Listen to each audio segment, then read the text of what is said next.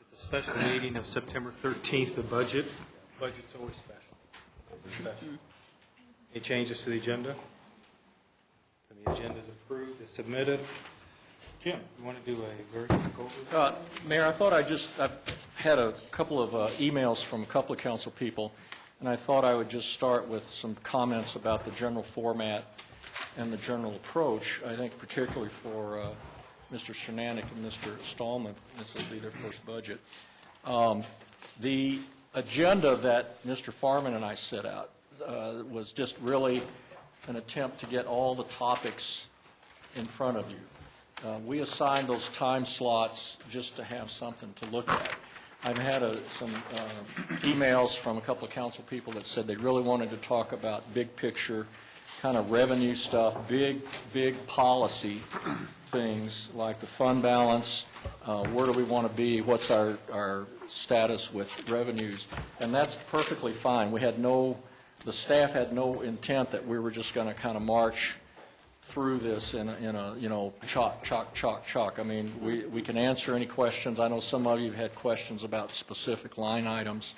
We encouraged you to contact those departments, so we're happy to address any of those very specific questions, but I think for the council members that have been on the council for a while, the big picture, big policy stuff is really, if you want to spend your time there, we can certainly start there. So there is no kind of artificial clock ticking that we have to get through this. We can spend as much time or as little time on an item as the council desires. So really, it's at the end, it's our proposed budget, but it's your budget, and we're here to assist you and try to be as helpful and help you work through your issues as we can. So I don't know, Mayor, if you wanted to add any comments. What I think we need to do is hammer out what we're going to do as a procedure.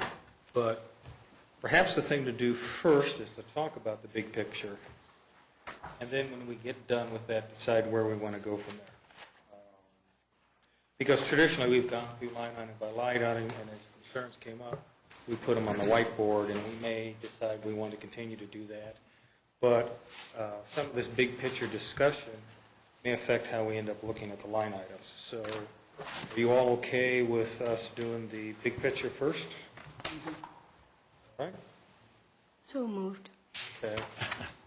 Well, Mayor, maybe I'll start out with just working off of my the budget message, because I have had some questions about that. And as the council knows, this is a very different budget, very different than we've done in previous years. A lot has to do with the tremendous uncertainty that we're facing with this economy. But what we presented to you, and we had a little different process where you really saw more detail on the line items with the individual department presentations this spring and summer. I presented to you what I called a baseline budget.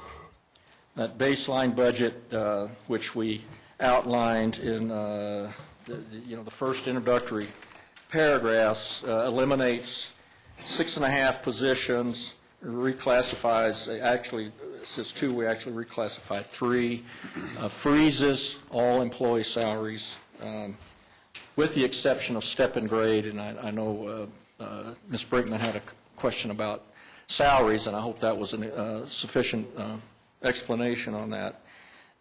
Significant reductions in overtime for police and fire, which both Chief Coogan and Chief Mullen discussed with you. Closure days at Bemis Library and reduced programming at the Littleton Historical Museum. The way I would characterize the baseline budget is, and I had some questions about whether was our outlook conservative, super conservative.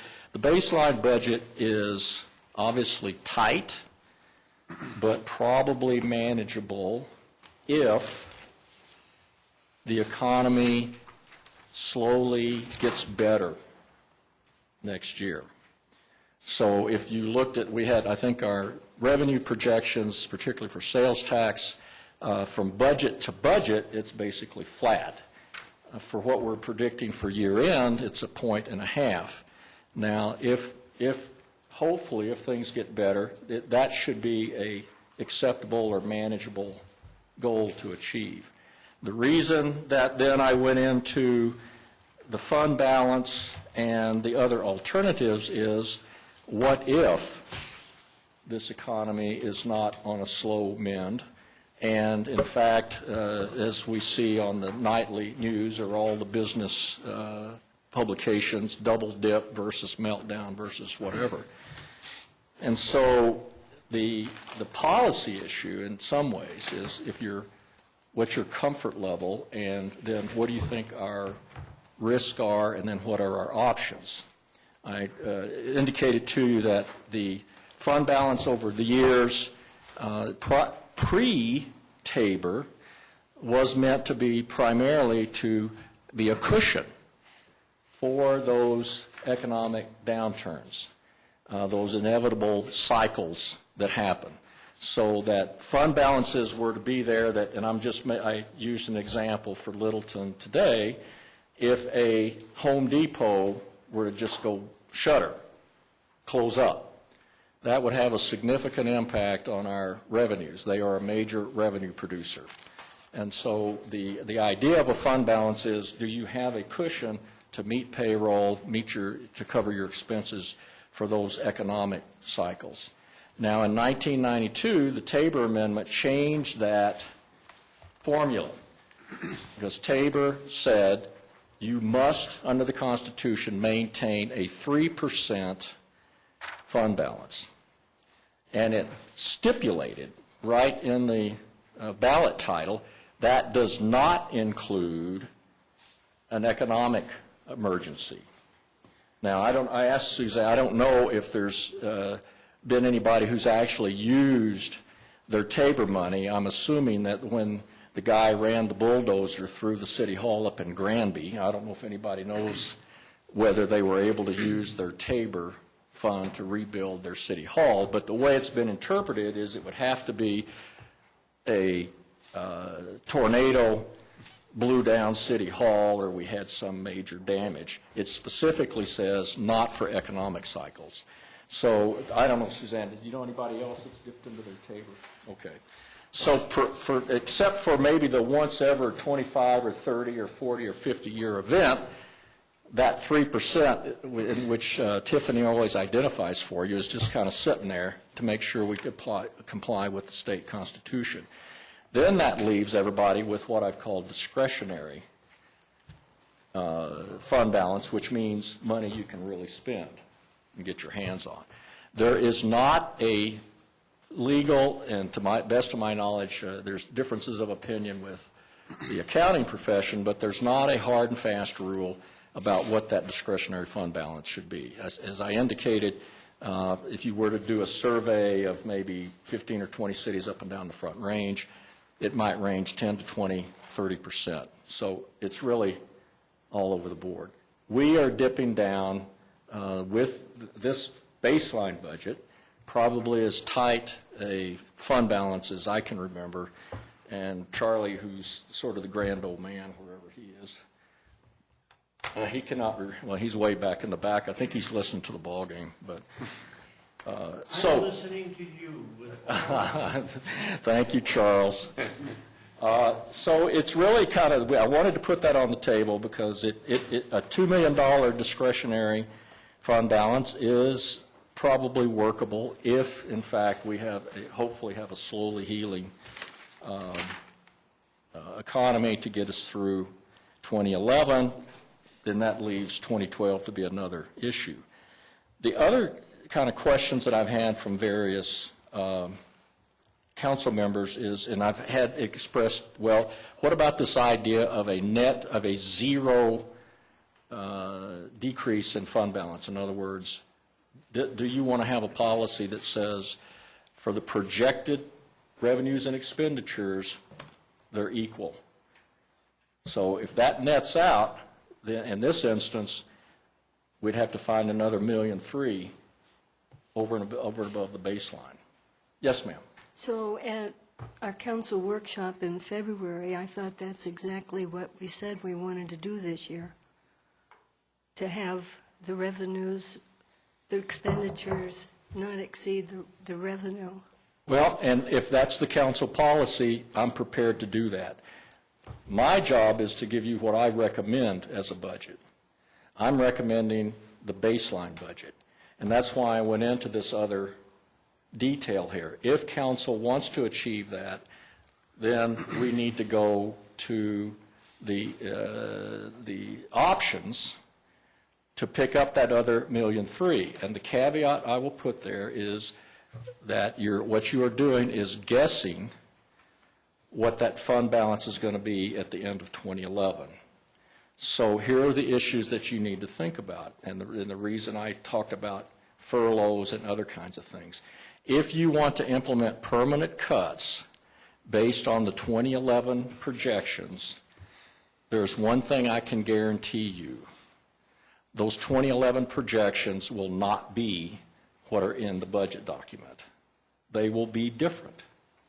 So what you as a council member have to be comfortable with is that if you say, we want to cut, I'm just making up a number, we need to cut 5 more positions, give them their pink slips or don't recruit them.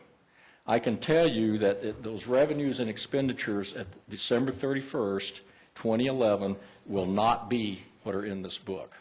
So if the 4 of you are comfortable by saying, we made those deep cuts, and then if the economy did get a little better, and then people say, how come, then you as a policymaker need to be ready to say, we didn't want to take the chance. Yes, we cut some programs deeper. We either eliminated a program at the library or we eliminated more events in the police department, but we did that consciously. So that's the big picture.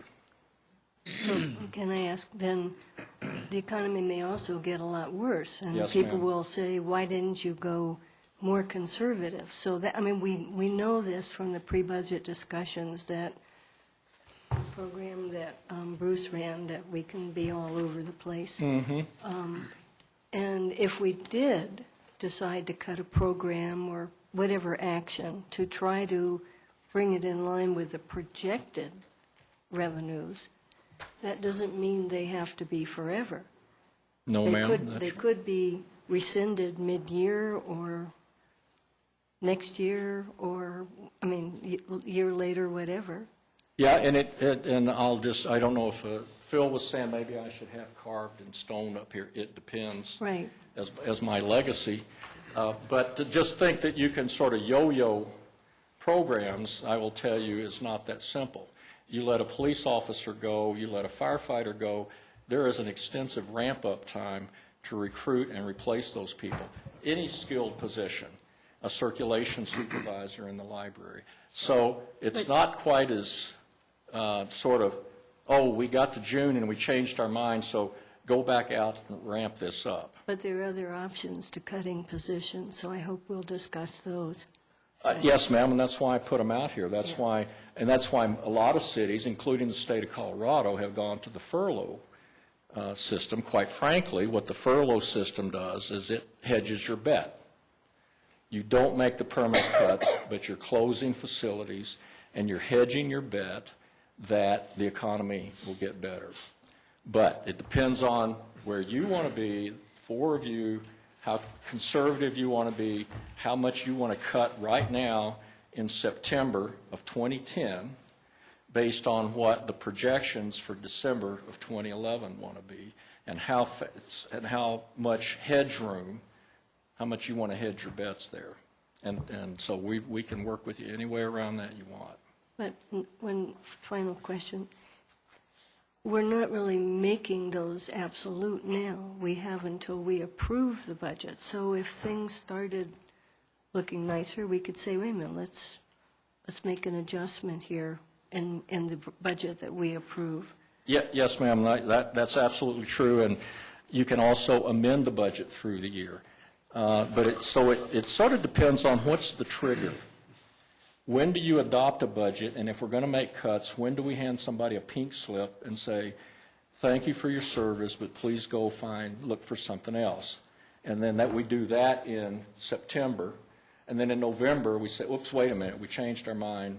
Did you go yet? Or wait a minute, it's March, things are looking better, time out. So there's a lot of options there, so we can try to work that around. I'm telling you, some options get implemented in a more practical manner than other options. We can discuss those with you. So, big picture, fund balance. Do you want to have the zero net projected, no net projected decrease in your fund balance, and then we'll start working toward the $1.3 million, picking it up extra, how you want to get there. I need to think a little bit, and I need help from the Brain Trust. Let me just stipulate for the record that the three most credible people on the budget team are Tiffany, Earlene, and Eric. Next is Mr. Farman.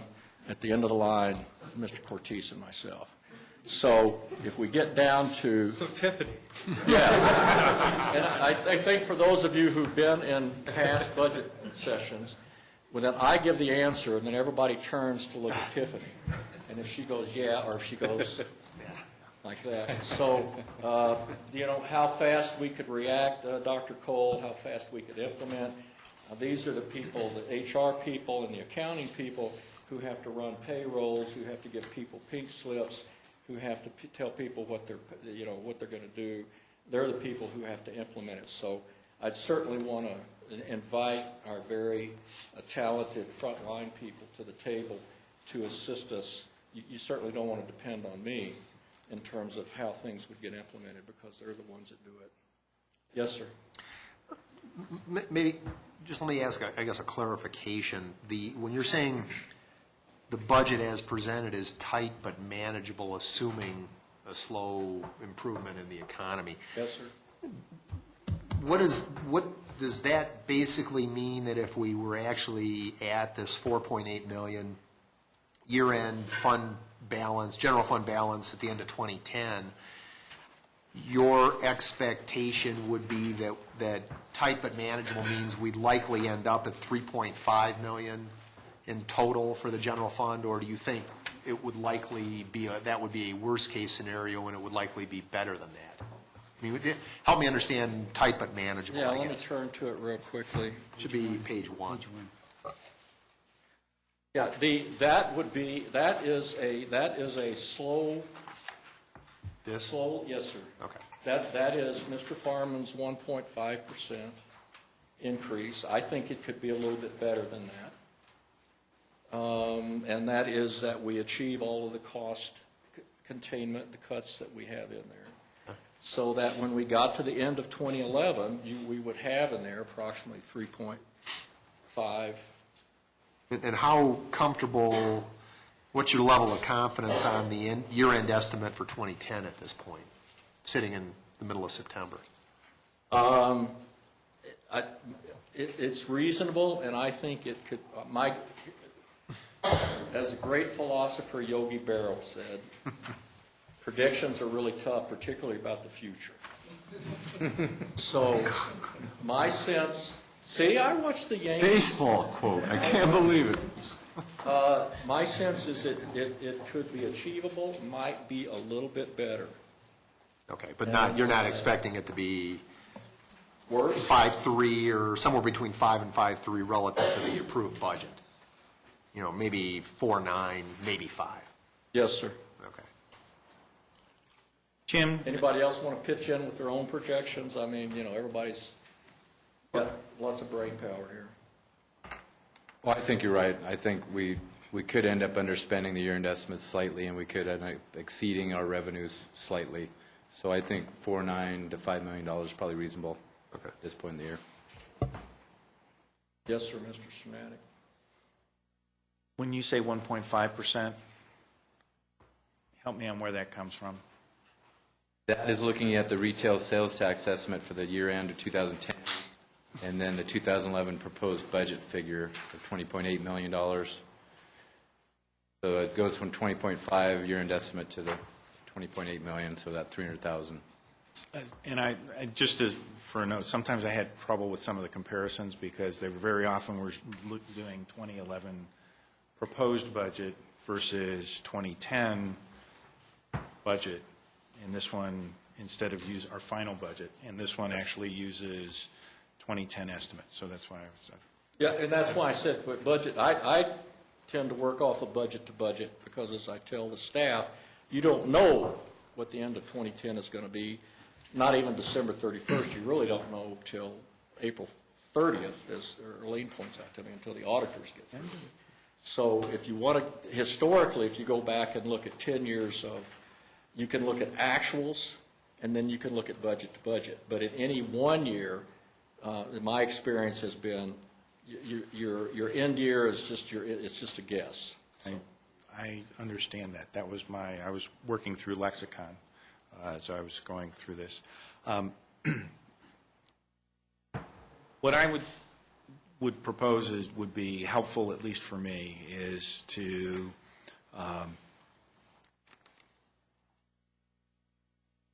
certainly the retail sales tax is the largest item, but maybe to go through the general fund and kind of say what's the basis for the general fund revenue projection, or what's in the proposed budget, to understand that, because that, to me, starts to send the baseline on one side, and, if we, argue one way or the other around where that might be, that then starts to set some context, because if we do say 0, it may not be off of the number that you currently have as proposed. It could be something different than that. Sure. So, I mean, you've got all the revenues there. I mean, obviously, some of them are very minor. The major ones, do you want to have Mr. Farman talk about those? Probably the ones that are, we tend to look at the ones that are $100,000 or more, because they're the ones that tend to have the most impact. But Well, let's take the first couple then. I think we talked about the retail sales and what we're estimating for next year compared to this year, and kind of under the slow growth scenario. And if I'm reading that right, that's $12,000 increase over $20 million. That's correct. So it's basically flat compared to the 2010 budget. That's correct. Really? Now, Doug, with that retail sales, I know that if we take a look at what has happened during the year, there's quite a bit of differences in the variances on a month-to-month basis. So when we're talking about getting to Dr. Cole's thought about, how do we measure and kind of figure out where we are at various different time points, is that a slow growth over month to month on a year-over-year basis? So that if we looked at January versus January, that's we'd have a pretty good read? Or is it, it starts to tail, and so it's more of a second half item that's going to show year-over-year change? Well, I think we like to compare it year over year, the month to month type of thing. January to January, February to February. I think what we're seeing now is you're right, it has kind of gone up and down. I think we've had more positive variances than negative throughout the year for that revenue source. So we are hoping that we've kind of seen the bottom there, and if we can have some growth over last year's to this point in time, over the next few months for the remaining part of the year, then I think we will see a little bit of a recovery there. And I think we're up about 2.5% so far this year. So we finished 2009 at close to $20 million. So if we do see a little bit of improvement there over last year, I think that's where we're getting to the $20.5 million this year, and a little bit more than that to next year. Looking at like the biggest sector, Aspen Grove has been kind of our big base as far as location, and that has been improving this year. So I think we've seen some signs in those different locations, downtown Littleton. Some of those areas are improving, and we think we can build on those going into next year. Doug, when does December sales tax revenue show up? Is it actually in December, or is it January? January, we get those in January. Okay, so that explains why your annualized is higher than year-end estimate because it's got an excess amount of December that shows up in January. That's right. Okay. Looking at the general use tax, that has been down a little bit this year. Actually, last year we had, we had about $1 million in 2009, so we're looking at about the same for 2010. So nothing dramatic there. Over the past couple of years before '09, we had some larger general use payments. I think there was some more construction going on, and we had some equipment being purchased and used in the city of Littleton. So we aren't seeing that quite as much in that line item. We're not predicting any big projects where we're going to get a lot of use tax next year. Does this include what, that Alta Aspen thing behind Aspen Grove? We won't get much general use tax That off would of be- that. We'll get building use tax, but not, general use tax, let me give you an example of general use tax. Quest buys the 600,000 square foot old Martin Marietta building and moves in 2,000 employees, and every employee gets a computer or desk or something. That's, and it's really just another variation of a sales tax, except they'll pay us directly instead of on a big ticket item like that, an EchoStar or a Quest will just pay us directly rather than going through a vendor. So it's just a variation. Like on the apartments, what we'll see there is building use tax, which they'll pay through the building department. Where is that in here? It actually goes in a special project. Yes, sir, thank you. That shows up in the 34 fund as a revenue. Yes, sir. But there is a relationship between special projects and the general fund. Right. Ends up being money that goes back and forth. Okay.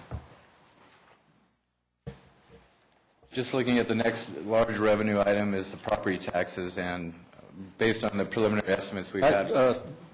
Doug, I wouldn't skip over motor vehicle because, again, Mr. Shermanic, about watching month to month, again, I think Doug gave you the right answer there, that watching month to month is not what you want to look at. You want to look at year-to-year comparisons because you can see there motor vehicle sales tax, $1.7 million in 2007, and we've got them back as far as you want to go. But they will typically surge more in September, October, November. I mean, if you look at that. So a lot of that has to do, we had a little surge with the cash for clunkers. A lot of it has to do with how people are feeling. So that's one where, we're kind of have a little bit of a growth there. But if people are feeling a little more energetic or a little more confident, we've had the potential for that to bump up a little bit more. So that's one where, I guess, again, it's sort of the atmospherics, the sort of the attitude of the consumer going into that. And just a side comment on that one line item is the proposed budget item of $1,284,000 is still pretty close to the bottom spot as far as actuals. Yes, sir. So that, again, I think we've been pretty, again, could it get worse? Yes. Do we think it's reasonable that it could get a little bit better? Yes. And property taxes, the next line item, we're projecting those to stay flat. We've had some preliminary assessed values from the counties, so we're not looking at any real increase or decrease there. The specific ownership tax is another line item that comes from the sales of motor vehicles, and so that one's roughly tied to the other sales tax line item for motor vehicles. And so that one is expected to stay flat with what we project for the end of this year. Cigarette taxes have actually come down over the past 4 or 5 years, so that one, we're hoping will hold steady to 2010's estimate, but you can see it's below what we had budgeted for 2010, so that one has dropped over the past few years.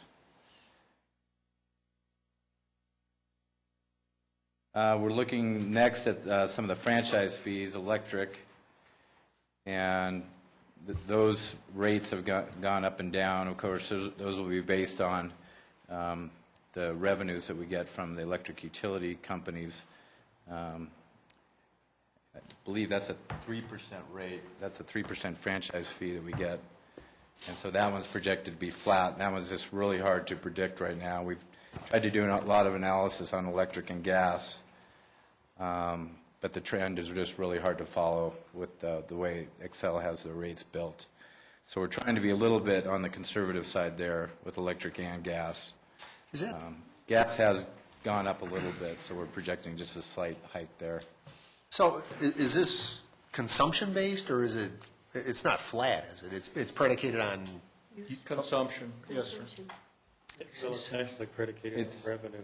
It's on the revenue, so it could be consumption, but it is the rates that the company sets, Excel. And so there is some variation then in terms of some amount, June is, well, with that tiered rate structure where they've got summer rates that are now higher than rest of the year rates. that's what makes it very difficult to project because they have such a tiered system. Right. And then they keep changing the rates, especially on the electric side, but they change the rates frequently, so it's hard to trace. We've been trying to do that on the revenue side as well as our expenditures, trying to gauge how much our utility costs are going to go up or down too. Yeah, but basically you're saying it's going to even out over the course of a year, and it's going to more or less be what it is, or what it has been. So, okay. So gas and electric is a 3% franchise fee, so that is based on the utility revenues. The telephone franchise fee is a flat $92,000 a year that we have a contract with. And so that has stayed the same over the past several years. I'm not sure how far it dates back. And then the cable TV franchise fee of 5%, that one has gone up mainly because more and more people are using generally the Comcast services. And usually the rates go up every January for Comcast. So that's why that one has gone up a little bit. We're projecting a little bit on the conservative side, keeping it flat there. Dish is using our airspace. Can't we do something about that? I would think. Do you need Charlie's address? Yeah. We have some county road and bridge revenues, intergovernmental revenues that we get, and those have remained pretty steady over the years, and we haven't heard that they're going to change at all. Interest earnings is the next one, line 5,700. So that one would be tied to the general fund cash balances. And a lot of it has to do with timing when we receive property tax revenues and a lot of larger revenue sources that goes toward the investments and what they earn. I think the next, well, there's a $300,000 interfund, basically interfund transfer that we do for this, from the sewer utility fund, and I'm looking at page 3 there, the 5890. So that has been $300,000 for many years, and that's to cover a lot of the services the general fund provides to the sewer utility fund. So that's to cover those charges. We have some court costs there. We're looking at the fines and forfeitures category, basically the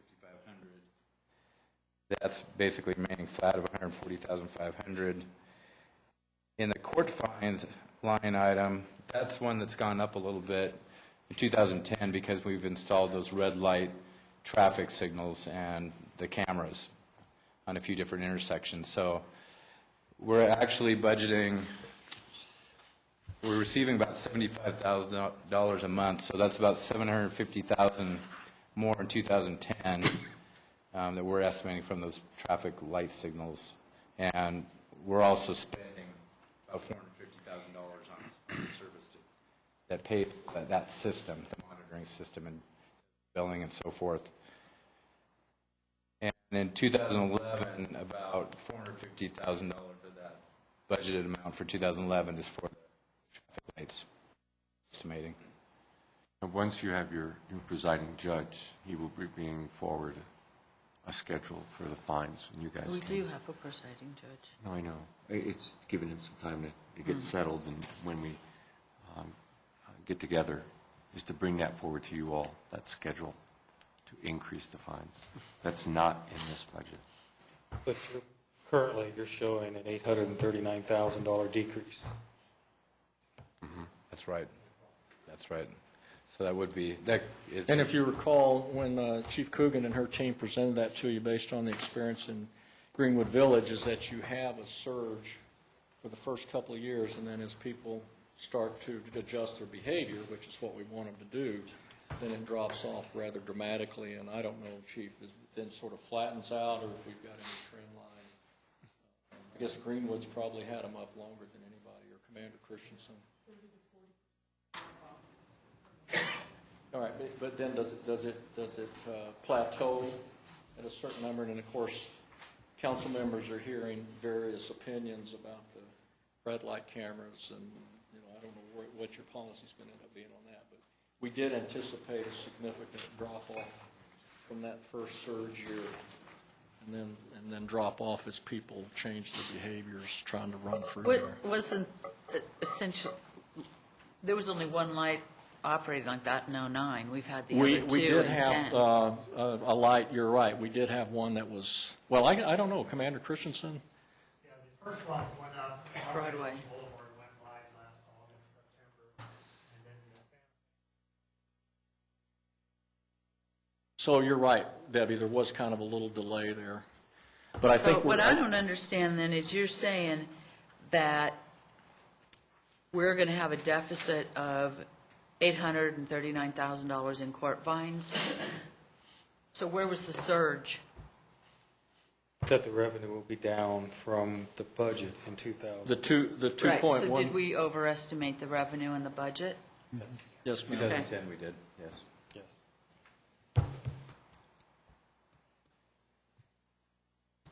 Yes.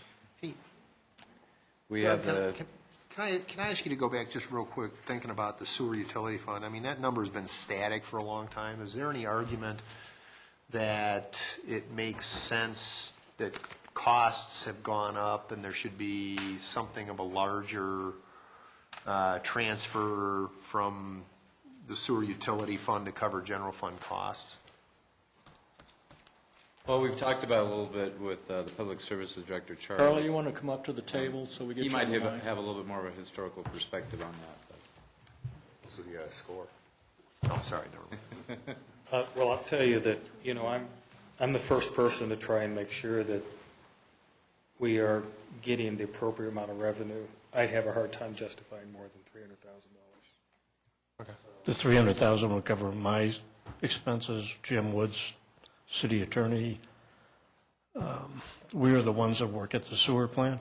We have 5 employees in my department that are charged directly to the sewer fund and the storm drainage fund, so their expenses are already covered.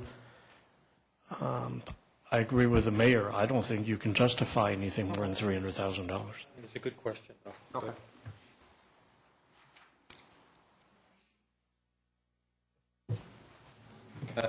There's another line item there, the 5,800,000 corrections fees, community corrections fees, and that's set by contract, and those are from the defensive driving fees. So we don't really have control over those fees. There is a line 5330 LPS officers, that's the Littleton Public Schools officers contract that we have with the school district. So right now, that is in place for next year, $131,000 for the school resource officers. And then the next, actually, a couple of big line items are from our fire partners contracts that we have with Highlands Ranch and Littleton Fire Protection Districts. And so those have been updated based on the revised fire department budget that they've submitted in this proposed budget. We also have a 6.12% administration fee that we add on, and those two districts pay. And that's line item 5850 at the bottom there. On the next page, page 4, we have some building permit and licenses type of line items. The next one would be building permits, line 5190. And we're expecting that activity to remain fairly flat, which has been down over the past few years. We should be getting the new apartment complex behind Aspen Grove permitted here shortly, but those have not been paid for yet. So we have not counted those into the 2010 year estimate, but because of the mild activity this year, we may need that money just to meet our estimate. So we've been very conservative there. So that, in theory then, to this earlier question about the year-end general fund balance, how much are you talking about there? In total, between plan review and building permits, it's about $350,000. So that's not in the year-end balance number? Yes, sir, it is. It's already But In your 4.8 here? On page in 1? well, I'm looking at the year-end estimate of 524, the building permits. Well, I guess what I'm asking is, Doug's saying it's not in that number, so therefore I assume the reason, that we talked about this range of ending fund balance reserve at the end of 2010 being somewhere in the 4.8 to 5 range, might actually be higher per that number, is that what I'm hearing? Well, let me restate, we think because of such the mild activity that we've had this year for 2010, we may need those extra permit and plan review fees that coming in from that project just to meet these targets. I see. So Okay. they're factored in. So they are factored in just because we think there's been such a mild activity, and we don't Okay. think the rest of the year is really going to pick up any. Okay. So we don't think that will add to fund balance at this point in time. And that also is tied to the plan's checking fees. People come in with their plan reviews, and they pay for the plan's checking fee, and then they go into the building permit stage. So that's kind of an indicator which projects are coming up. And we just don't see a lot of activity, and we don't see any catalyst projects coming online for next year. So those two line items have remained flat. And then the next line item, which would be significant, is the transfer in from the Special Projects Fund, and that's $180,000 this year, $62,000 next year. That would be from the accrued water fund balances that were transferred into the Special Projects Fund at the end of 2009. Those interest earnings would continue to be transferred into the general fund. Any other? The bottom line is the 2011 revenue projected to be about 2.5% below the 2010 revenue, That's correct. budgeted revenue, and the actual 2010 estimate is lower than the 2000 budget. Yes, sir. So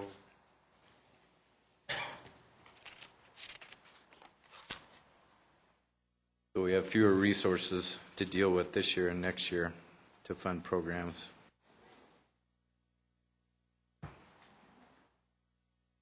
okay, any more depressing big pictures?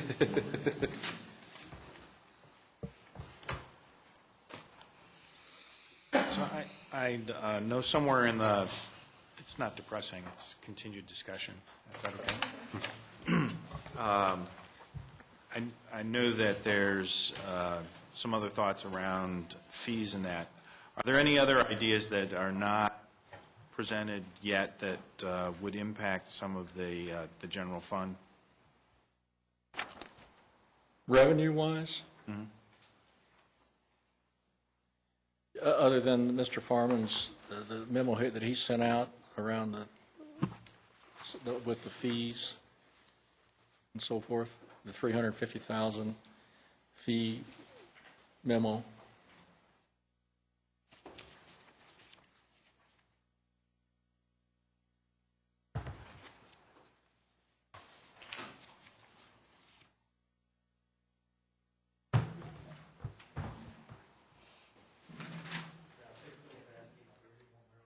Well, let's talk a little bit then. Wasn't necessarily miracles. Mr. Cernanek and Mr. Stallman, I both have talked about how can we increase revenues. I think Mr.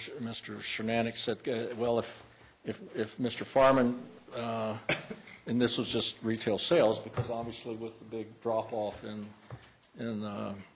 court fines, then we're facing a little bit of a deficit there. But in terms of yielding, I think, Mr. Cernanek, you said, well, gosh, how could we get up to a 10% or some variation of that? And Mr. Stallman, you've talked about, should we be hiring an economic development director? I know you've talked with Mr. Gibbons about working with these small shopping centers and those kinds of things. And again, to play Yogi Bear a little bit, I'll just go on record. Tiffany will write this down because she'll always come back and tell me what's wrong or not. The big plays, and Ms. Brinkman may remember this about a year and a half ago when we were kind of talking about we're closed for business, and we said, no, we're not. We still have some things to play. And I will lay out for you that, and this is what we called catalyst projects. Now, if there's a slow healing in the economy, 1.5%, it might get up to 3%. Consumers come back. I know Mr. Clark knows that over a 20-year period, I think we averaged a 5% average increase in retail sales. But those included what we call some catalyst projects. And I'll give you a definition. A catalyst project is generally something that'll yield at least $500,000 more net in retail sales. In that category, Aspen Grove yields, the total net Aspen Grove yields about $2 million a year. So if you take the retail sales tax of about $20 million, and if you wanted to increase it 10%, $2 million a year, you'd have to have the equivalent of another Aspen Grove. You'd have to have the equivalent then of a Walmart or a Target or a Home Depot or a Lowe's. The places that we still have that can attract that. Now, the citizens made a decision about the Walmart on Santa Fe, and they had a right to do that, but that came with its own set of issues. What we still have in play, and I will suggest to you, depending on where you want to go with your policy, is the Enzer property and the Marathon property. Those are both large enough to accommodate a catalyst project. You have difficulties with both of those. In my judgment, and I'm sure somebody will prove me wrong, I do not think the current zoning on the Marathon property will ever be built in the near future the way it's zoned and designed. I don't think the legs are there to do that. I might be proven wrong, but somebody's going to have to show me. The community was not receptive to a Lowe's on that site. We were able to relocate Lowe's over on Santa Fe. But that is the site. That is a site at 77 acres that is large enough and has enough traffic volume. And Mr. Gibbons can certainly refer you to retail experts in the metro area that are far smarter than me, but I think that's what they'll tell you. And so you might, at some point in time, either members of the council or your planning commission may want to talk with the Richardsons about whether the zoning's appropriate for that property. Count me skeptical that the current town center zoning with that configuration and that density is bankable.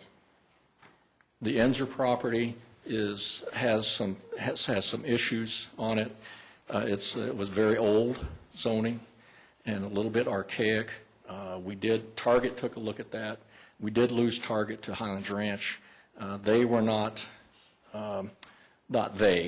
Target, but the developers who were bringing Target did not have enough confidence to go through a potential rezoning in the city to try to take some of those impediments off.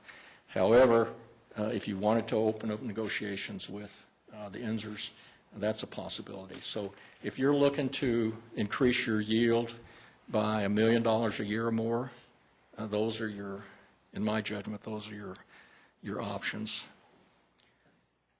Well, I guess the other side of that, and I don't know how deep you want to get in on this relative to, I think we're getting the lay of the land, but I guess the other question that comes to the table there is the redevelopment of a variety of properties around the city that potentially could fill some of these gaps. Yes, sir. And I know you've had that discussion with Mr. Gibbons. Right. And I guess I've not seen a template, and we've looked all over the United States. And certainly we can pull together this, maybe even take you on some field trips. The number of what I'll call those corner intersection shopping centers, the 100,000 to 120,000 shopping center that just, the banks, the S&Ls in the 70s and 80s were just shoving the money out the door with bulldozers. That's why they finally went bust in the late 80s.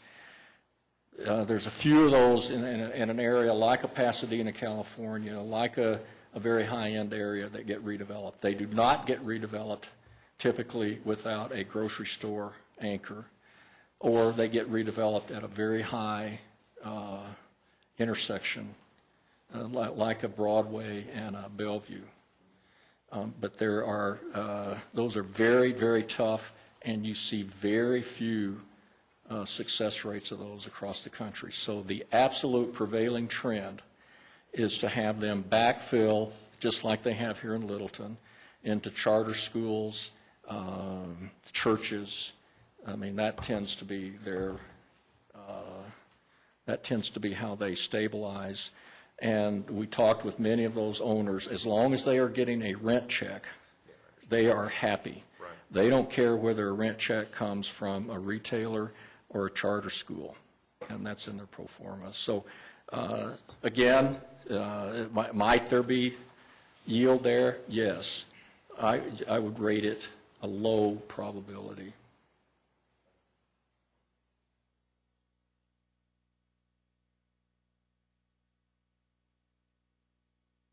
Council, from the big picture, I'm worried about the potential recovery in the future. I'm worried about getting our fund balance this low. And it's actually a little lower potentially than what it looks like, because in 2008 we had $300,000 squirreled away as contingency and unanticipated expenditures in the, whatever that last account is, in the general fund. Right. This year, General loss. general loss. This Yes. year, there's 50,000 squirreled away. So, Yes, sir. so in essence, we're down 250, which, while it doesn't show up in the fund balance, it's real money nevertheless. I am uneasy going forward with the base budget.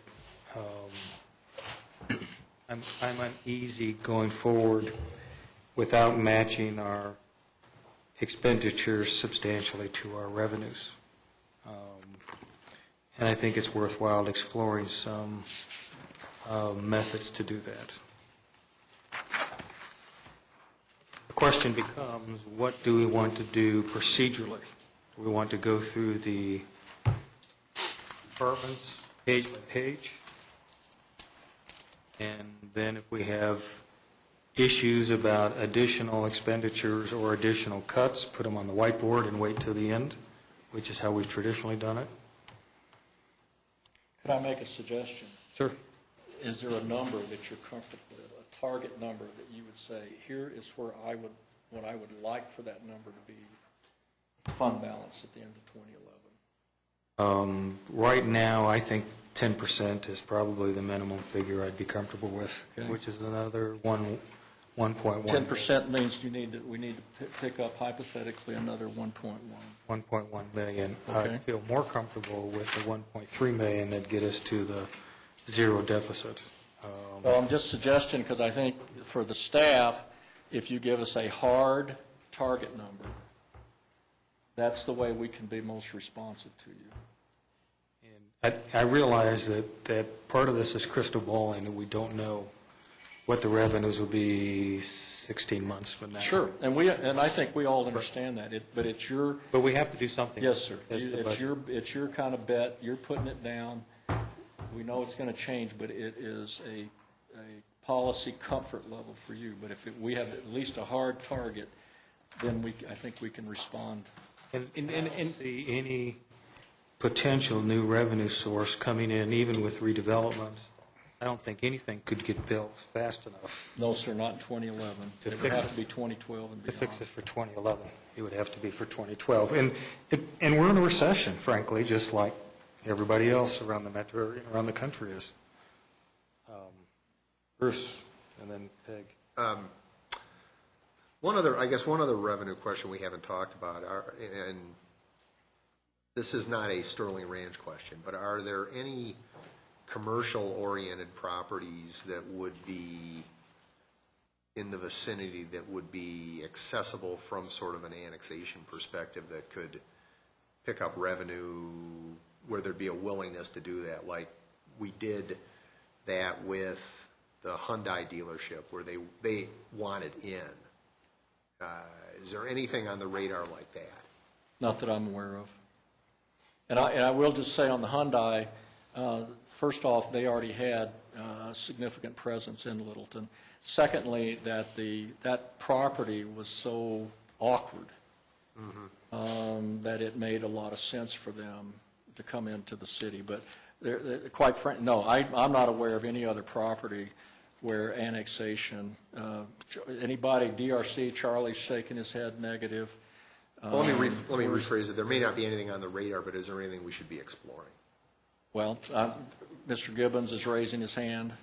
One of the things under state law is if you're a certain size commercial property, the obvious ones would be going west on the southwest ladder. Chris, come up on the microphone here so that people on TV also hear you. Under state law, that if you're a certain size commercial property, you can exempt yourself out from being annexed. And so generally, the only way you have of doing that is to negotiate some kind of deal with them. And most of the time, you're negotiating away the sales tax that you went after in the first place. Over the years, I have done an annexation study to the east before Centennial was incorporated. I have done 2 to the south, and I've done 1 to the west. They just never work out, primarily because of that state law. Thank you, Chris. Well, on the 10% general fund balance, how much, that's how much? $1,000,001.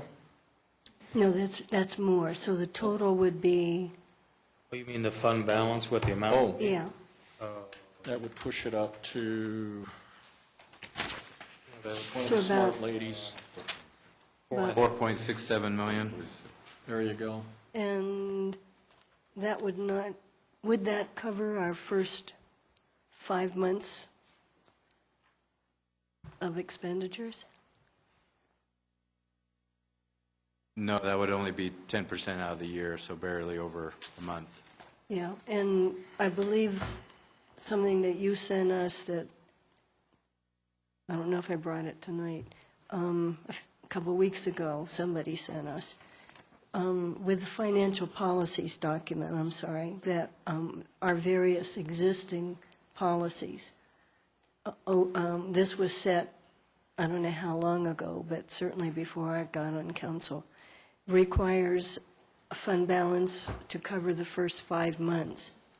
So I want to point that out. If we're going to do something, I think that deviates from that, then I think we need to change that, and I don't object to changing that. The second thing, though, I would like to put at least a motion on the table, and then people can vote it up or down.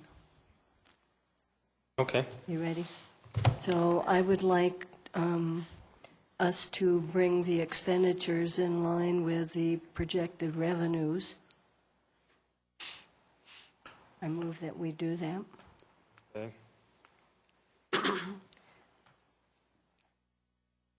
Second.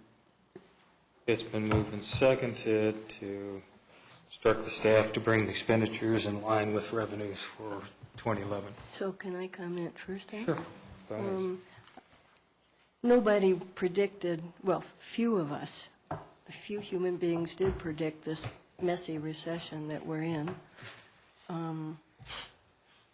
And we can't predict what's going to happen next year. We can be real hopeful, but I think it's important to try to keep the reserve for something that could be much more devastating.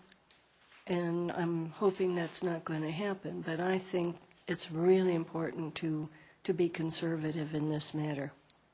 So. Can I ask, can we, Is there a second for a motion? yeah, Joe, Jose did. second.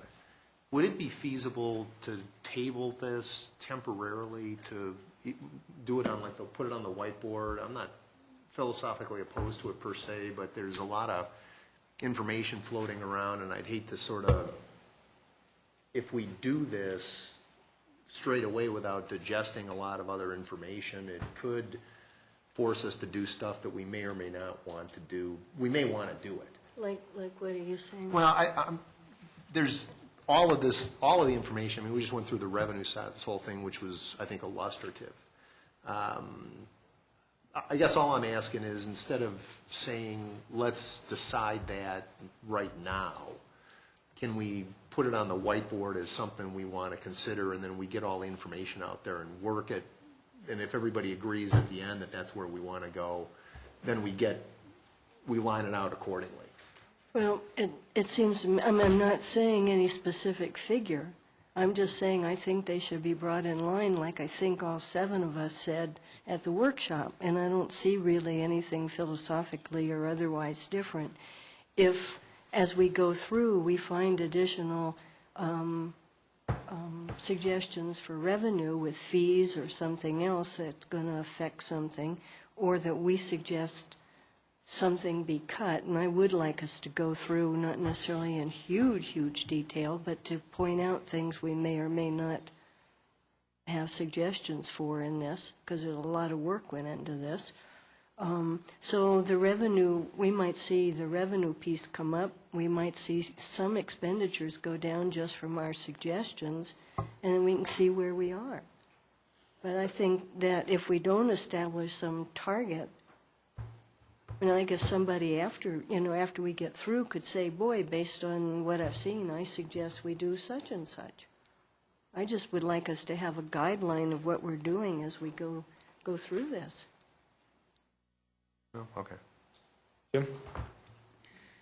I guess a couple of issues. I came out of the workshop knowing that we had discussed having revenues equal expenditures, but I believe that I came out of there feeling that we had asked the staff to get closer to having those two balanced and quit taking so much money out of revenue funds, surplus funds, the fund balances, in order to come forth with a budget.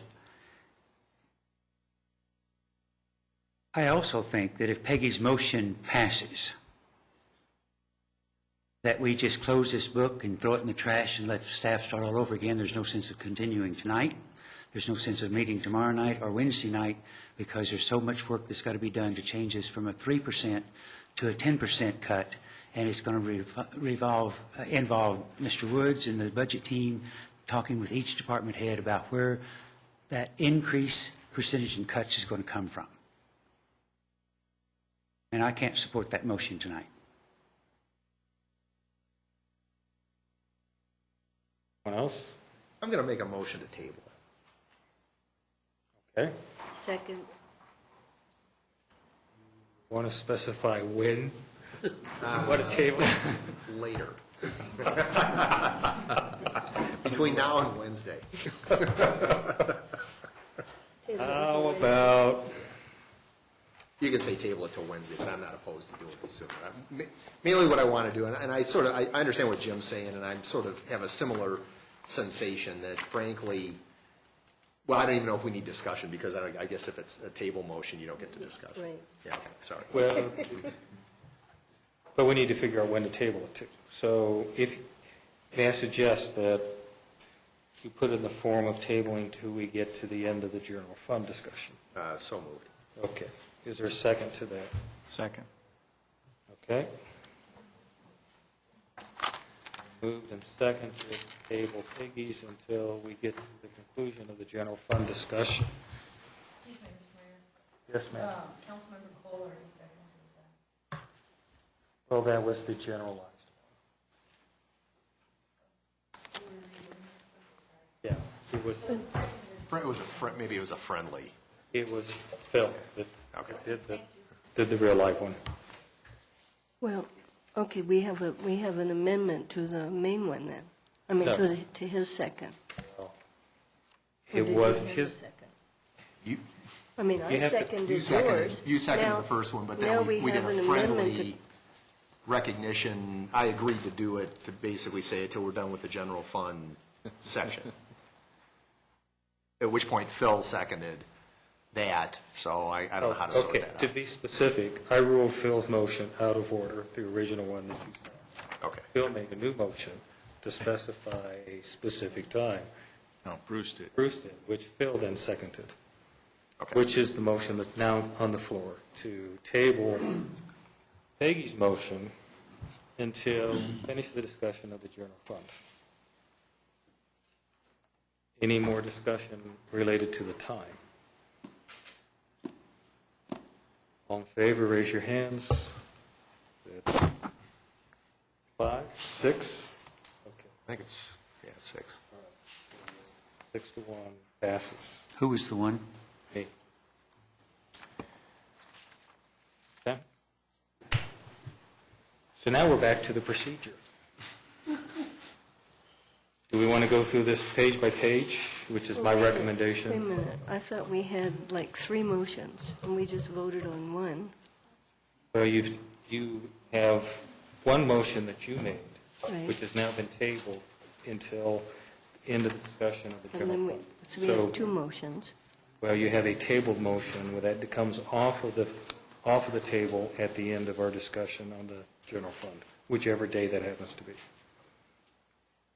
I thought Phil made a motion, you asked him to make a formal motion to specify the time for Bruce's. No, that was Bruce. It was Bruce's original motion was out of order. Bruce made a new motion, Right, which Phil seconded. which Phil seconded. I thought you ruled Phil out of order. It was Bruce 1 and Bruce 2. Okay.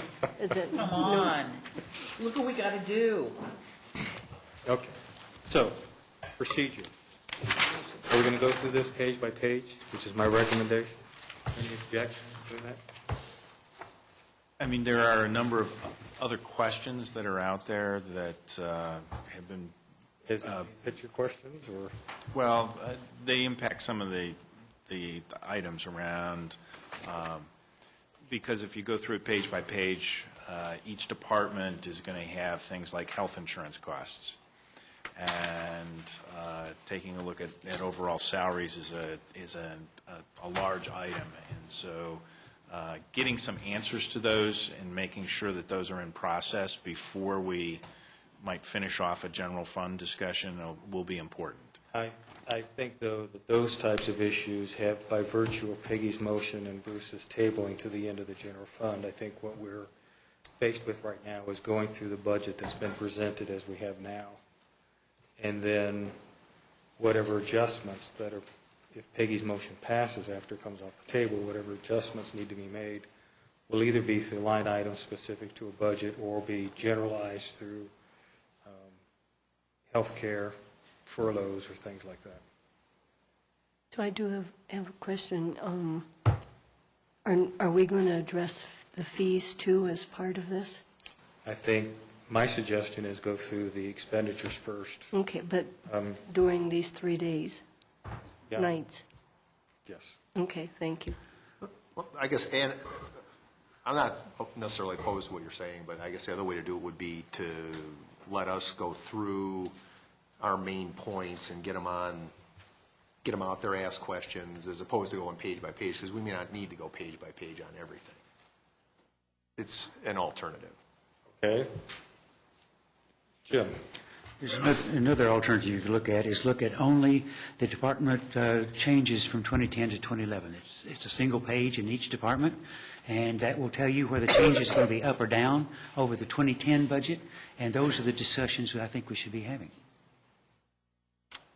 Okay, we were at 3 different alternatives. Bruce, you want to make yours as a motion?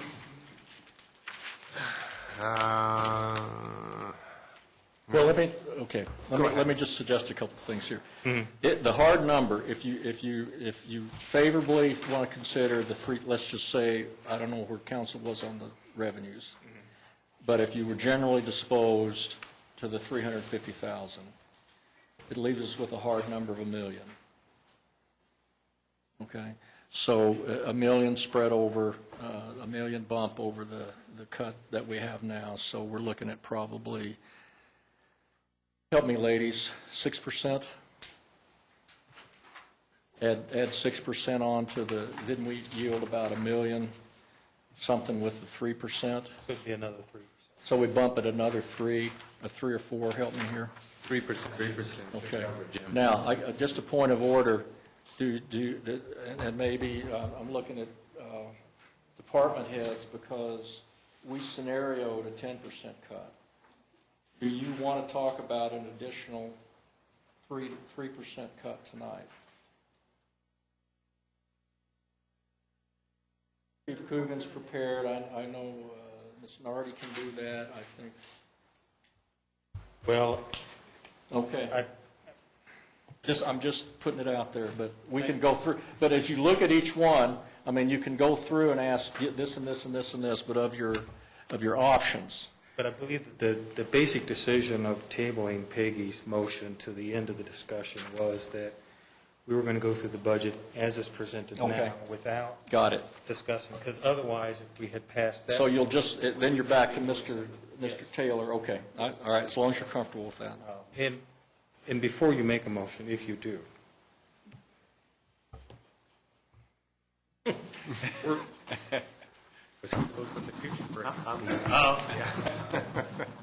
We are looking at a budget that has a 3% reduction in 20.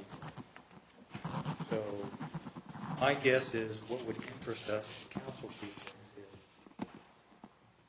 are the items that are being proposed to have a reduction in expenditure match what our goals are? Meaning, are the staff proposing to cut items that we don't want to cut? And conversely, are there items that we feel like should be cut because they are of less importance to us than other items that we should have? So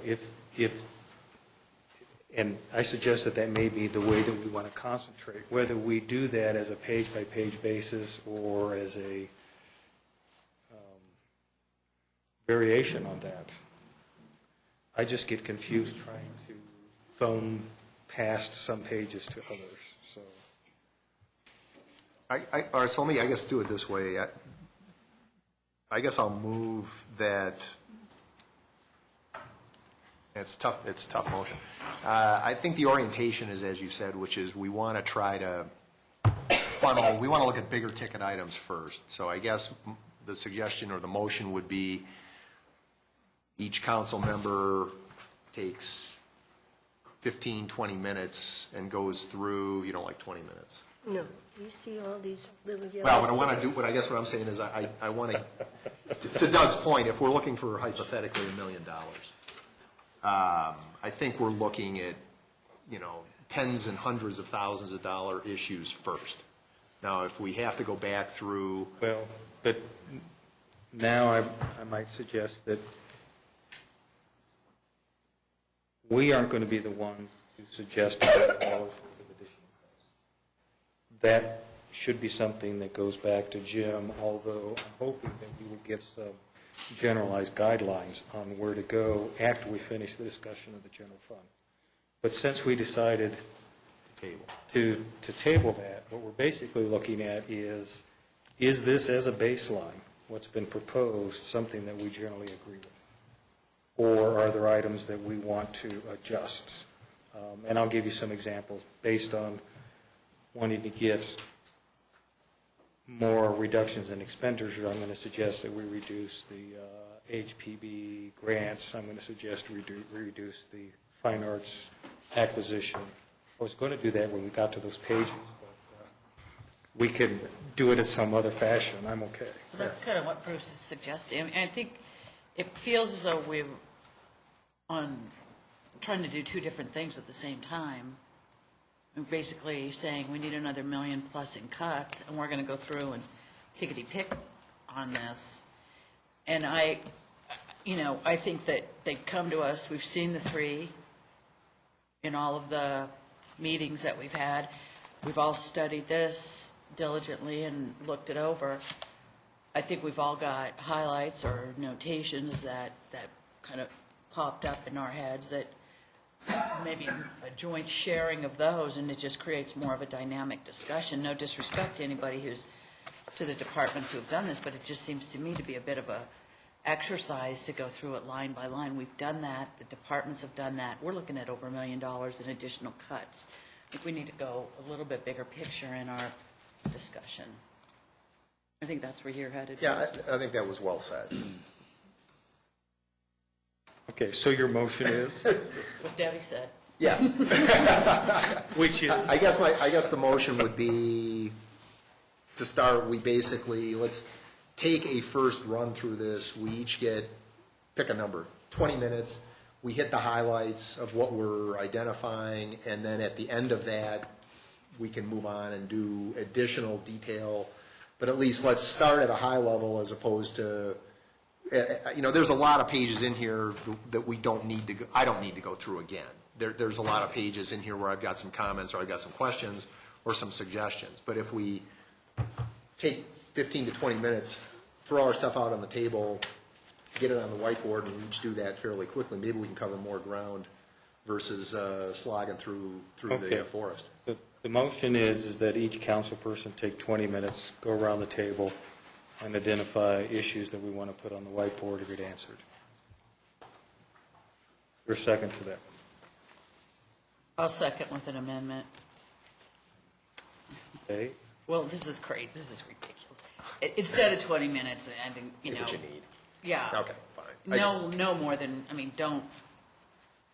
That's fair. I was trying to just keep Yeah, it moving. I know. I'm thinking 5. Well, I think I kind of like. I didn't Up to, I think there's two issues on. No longer than. There's kind of two issues on the table. You've already, the baseline you've already said is not sufficient.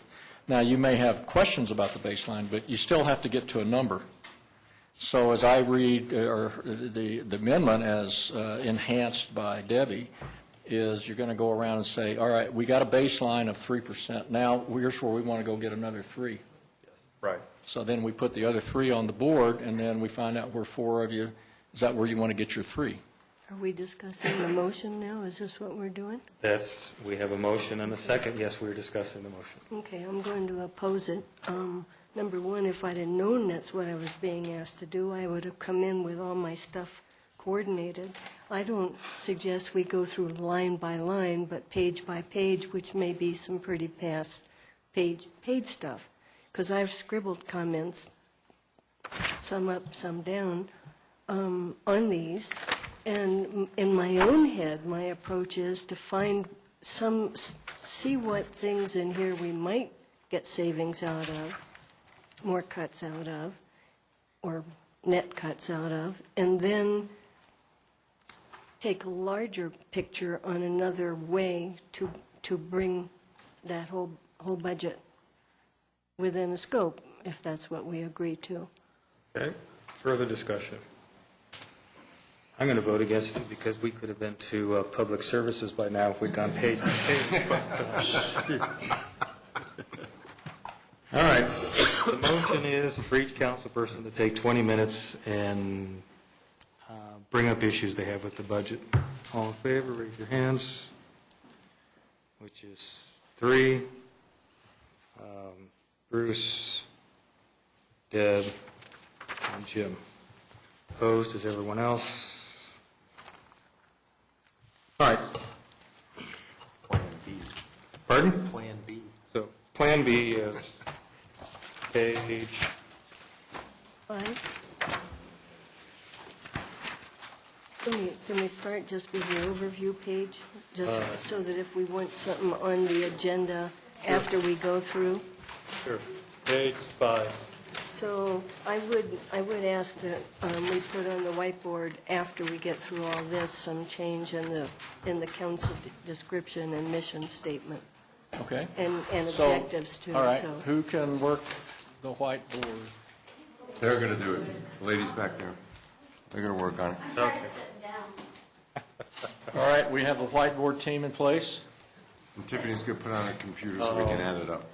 Tiffany will be cranking the numbers. The mission, the statement. Doug and I are going out for a drink. yes. We're going to go take the ride. How does that impact the budget? We're on to countdown. Okay, page 6. Page 6. Then I have suggestions on that. I would like us to reduce, and actually it's easier for me to read on page 7, the fine part on page 7. I'd like us to reduce council travel and training to $18,000. that's more than we spent this year, so that seems to me sufficient.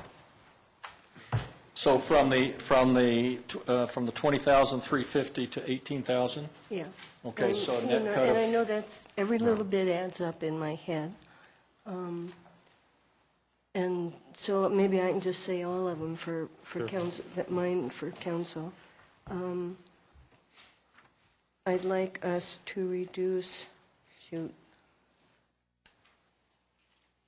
the professional consulting, and somebody needs to shed some insight on this.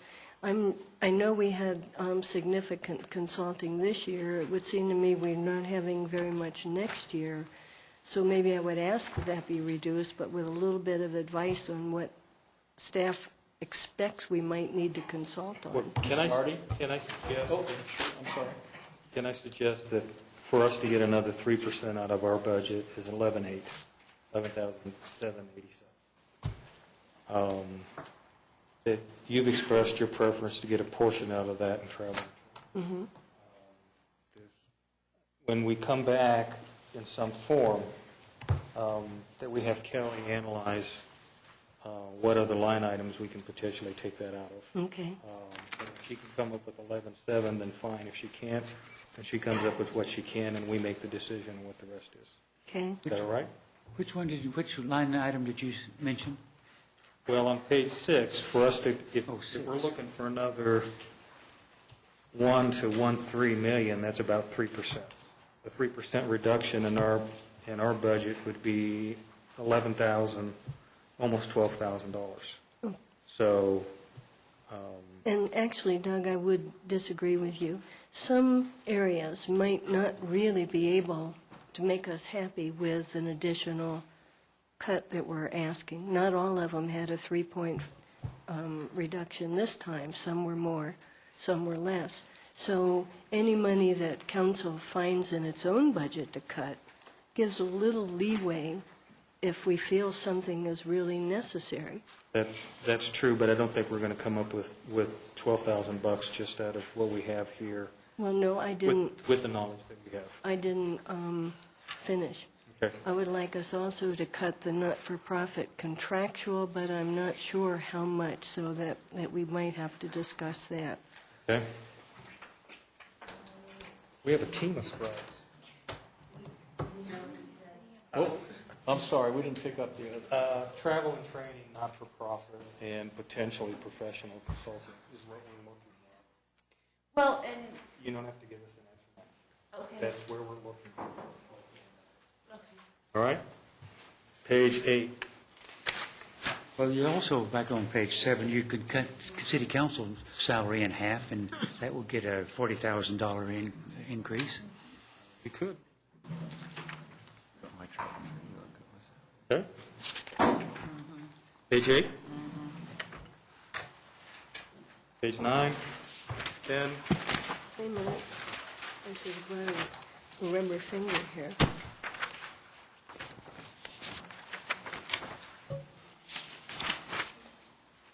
I do have some feedback on some of what's in here, but it's not budget, so that's it. Okay.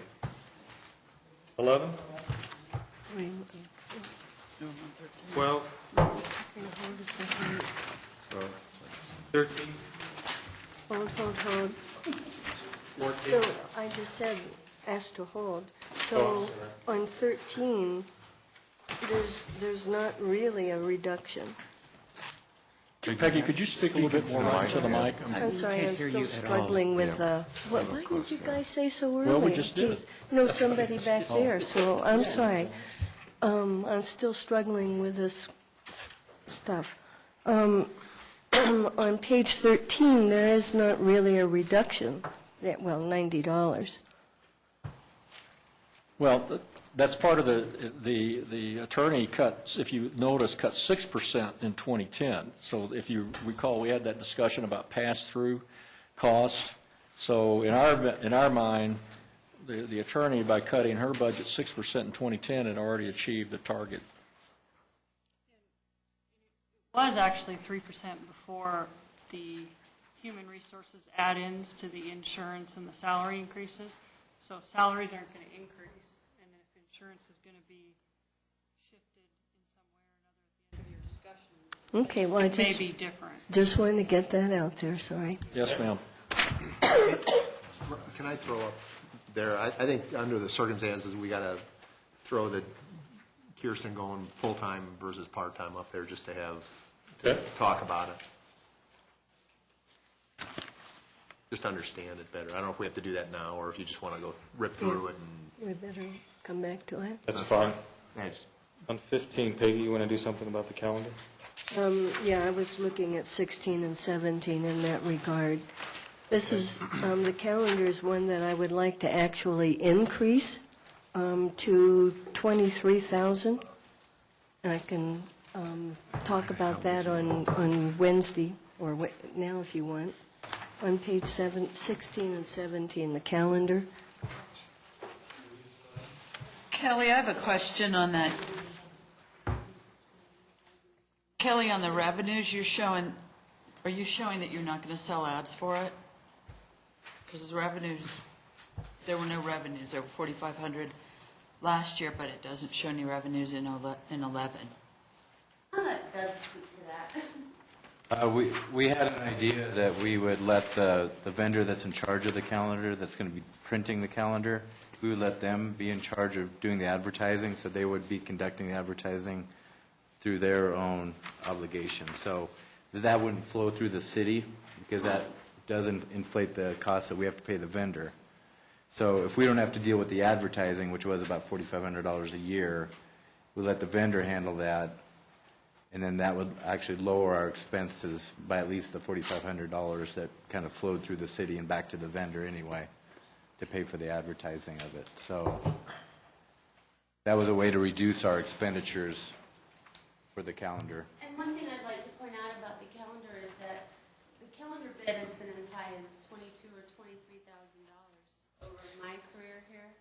And it came in at $16,000 this year, which is the lowest it's ever come in at. And I think, that's reflective of the economy.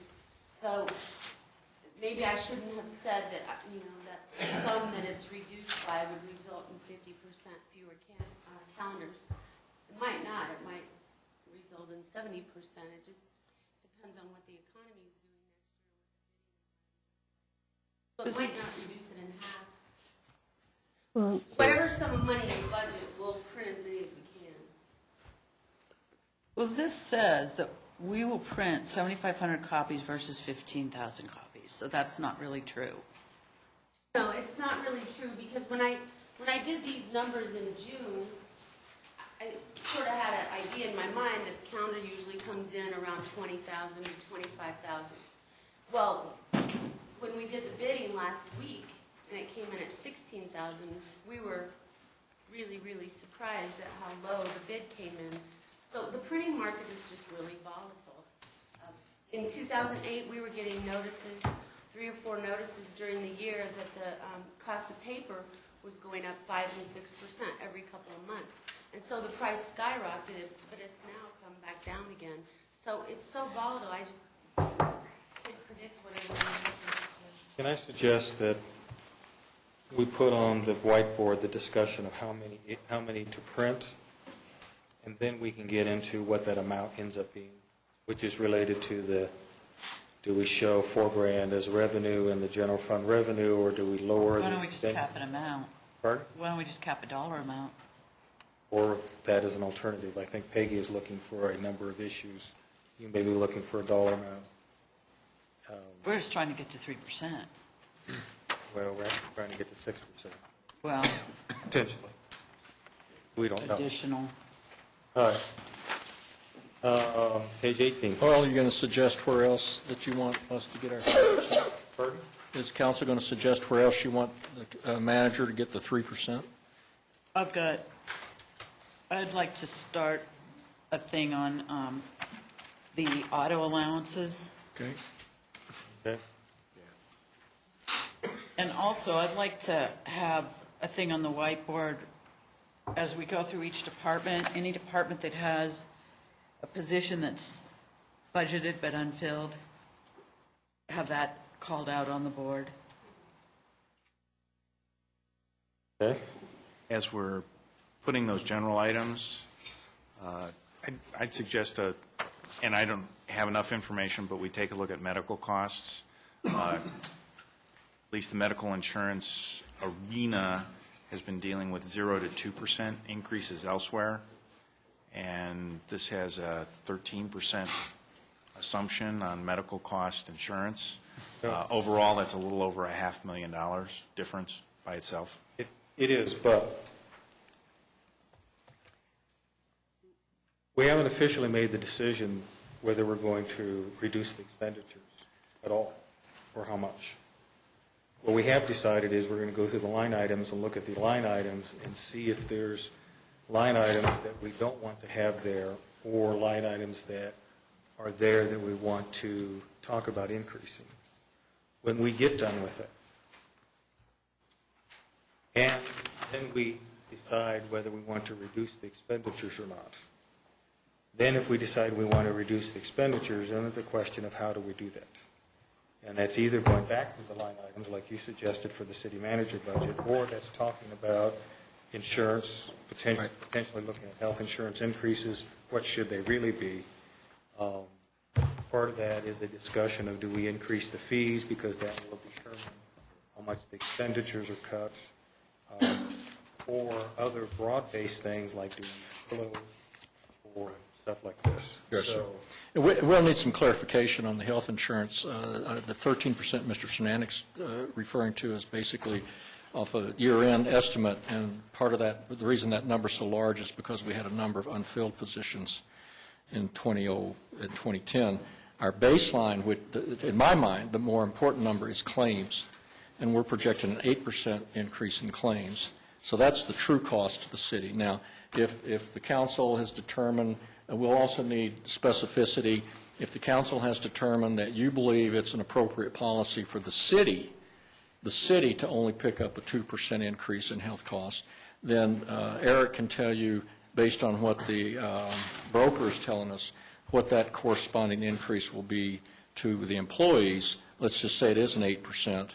If that's a good number for claims, then the employee will be picking up, the employer will pick up a 2% increase, and the employee will pick up a 6% increase. But Eric can mix and match that any way you want. So again, once we get clarification about exactly what your policy goal is, Eric can certainly run the numbers for you. Okay. And I actually see that happening after we get to the end of the general fund. Does that mean we don't park it? Pardon? Does that mean we don't park it? On page 16? I thought the whiteboard was to park it. No, you can put that on, I'm sorry.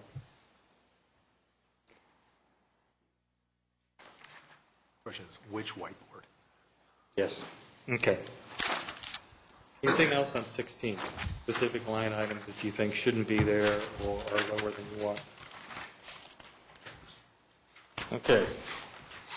Takes us up to 20, 21, 22.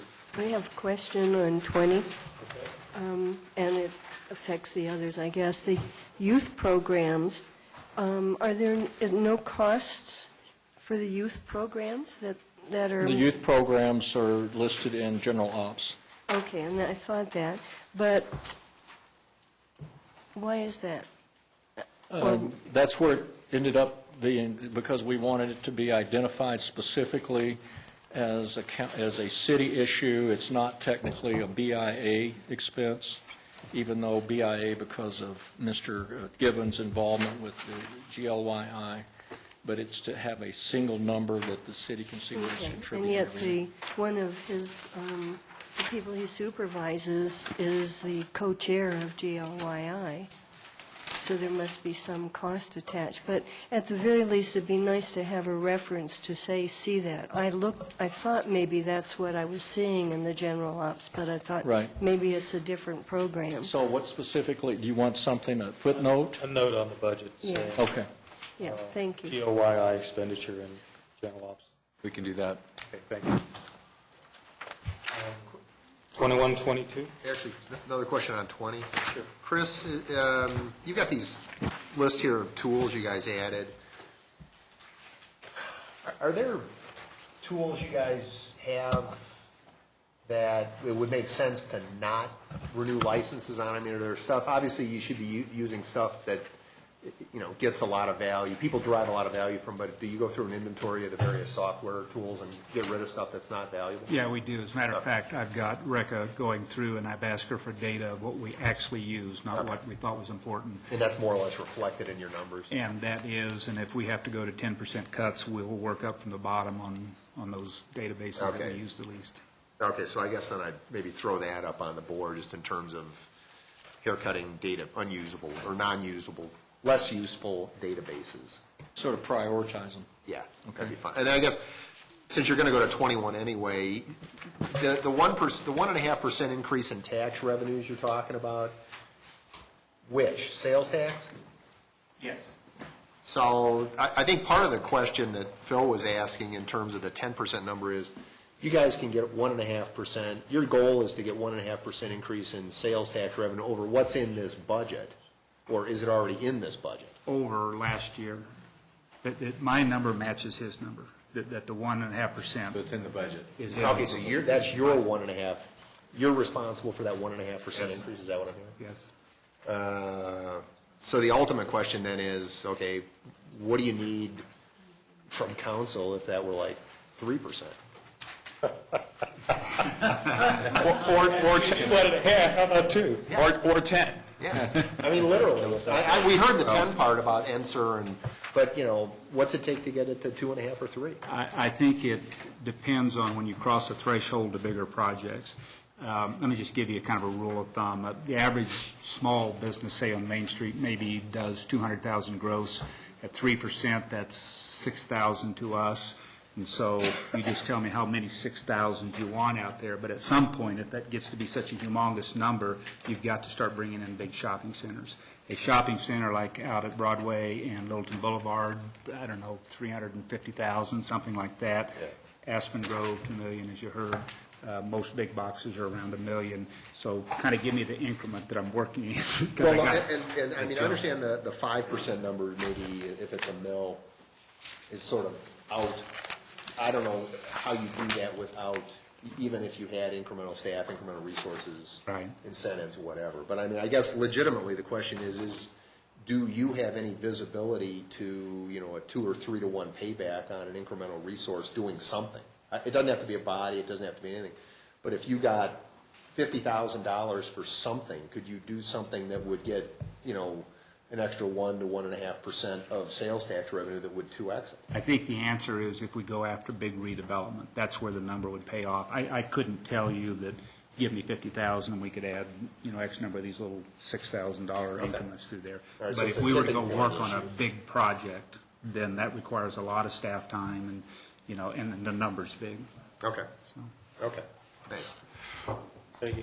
Yeah, just, Chris, on page 20, if, in the final document, could you add in the department description and the mission statement, the youth programs? Yes, ma'am. I got your phone call today, and Yeah. I appreciate that. Okay. We will do that. And then, I'm sad to see that we might be cutting the training lunches or programs. That's what you're proposing to cut?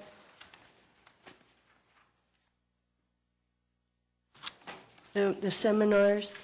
Yes. Okay, would there be a way to keep those if we just didn't feed people, or if just fed them a drink? I mean, non-alcoholic? I also got that in your voicemail. Most of that cost is in the cost of bringing somebody in. We have cut our food like you have over a year ago. Okay, so these are the special ones? It's the cost of the people, right? Okay. And yet we might get some volunteers from someplace, right? It's possible. And it's Okay. also possible that our staff might be up to speed enough to run those ourselves. Okay, thank you. 23? Well, go slower. Yeah.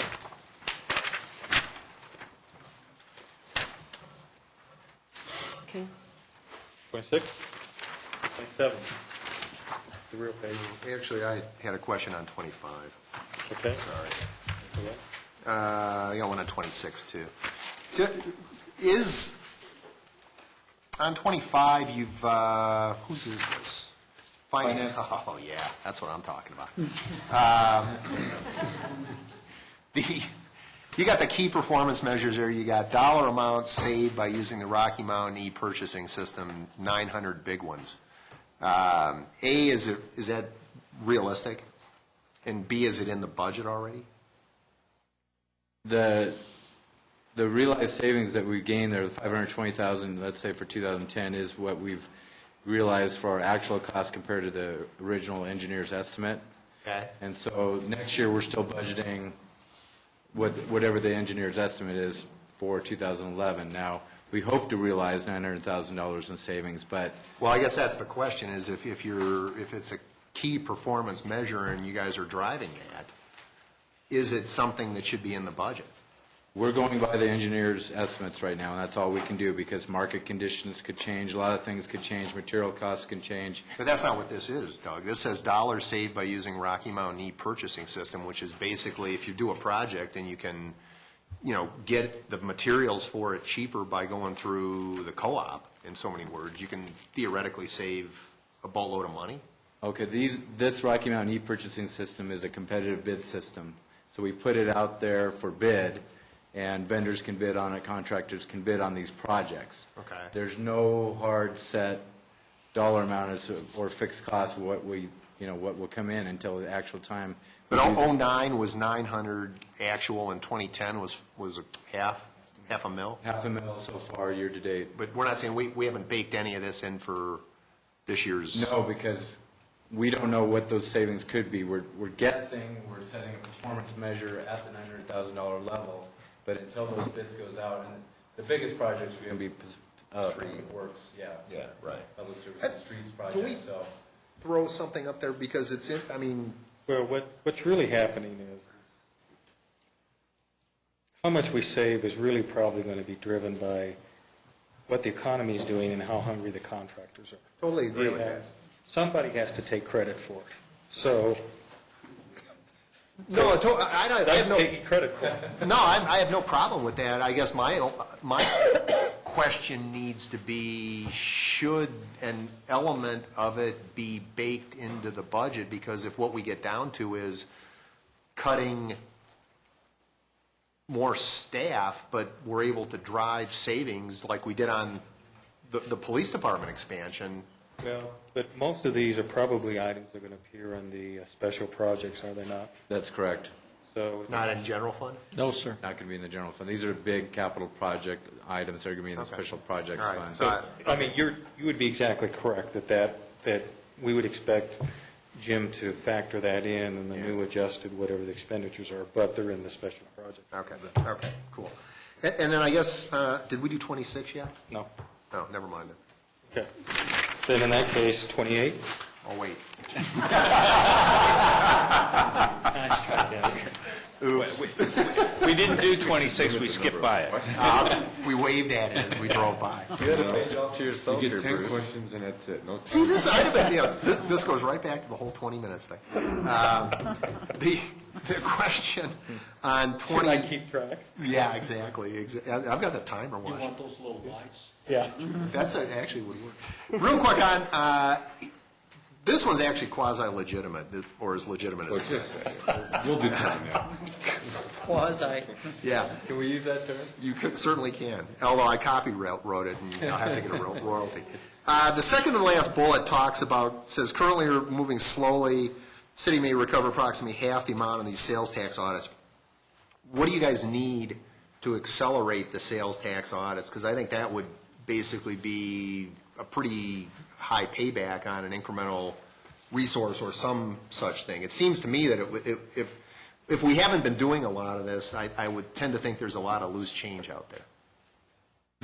These audits would have to be performed by an outside consultant, and right now we are using an outside vendor to do that, and they're kind of regional audits in nature, so we're sharing in the cost with other cities, and this audit company has come up with candidates of companies, medium to larger size companies that they think would be good candidates That for are us to regional, audit. right. That have.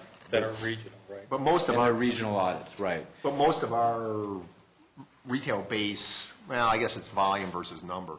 I mean, yeah, Home Depot, Lowe's, King Soopers, Safeway, so forth and so on, but what about, the bunch of little ones that are out there, we're not doing anything with them.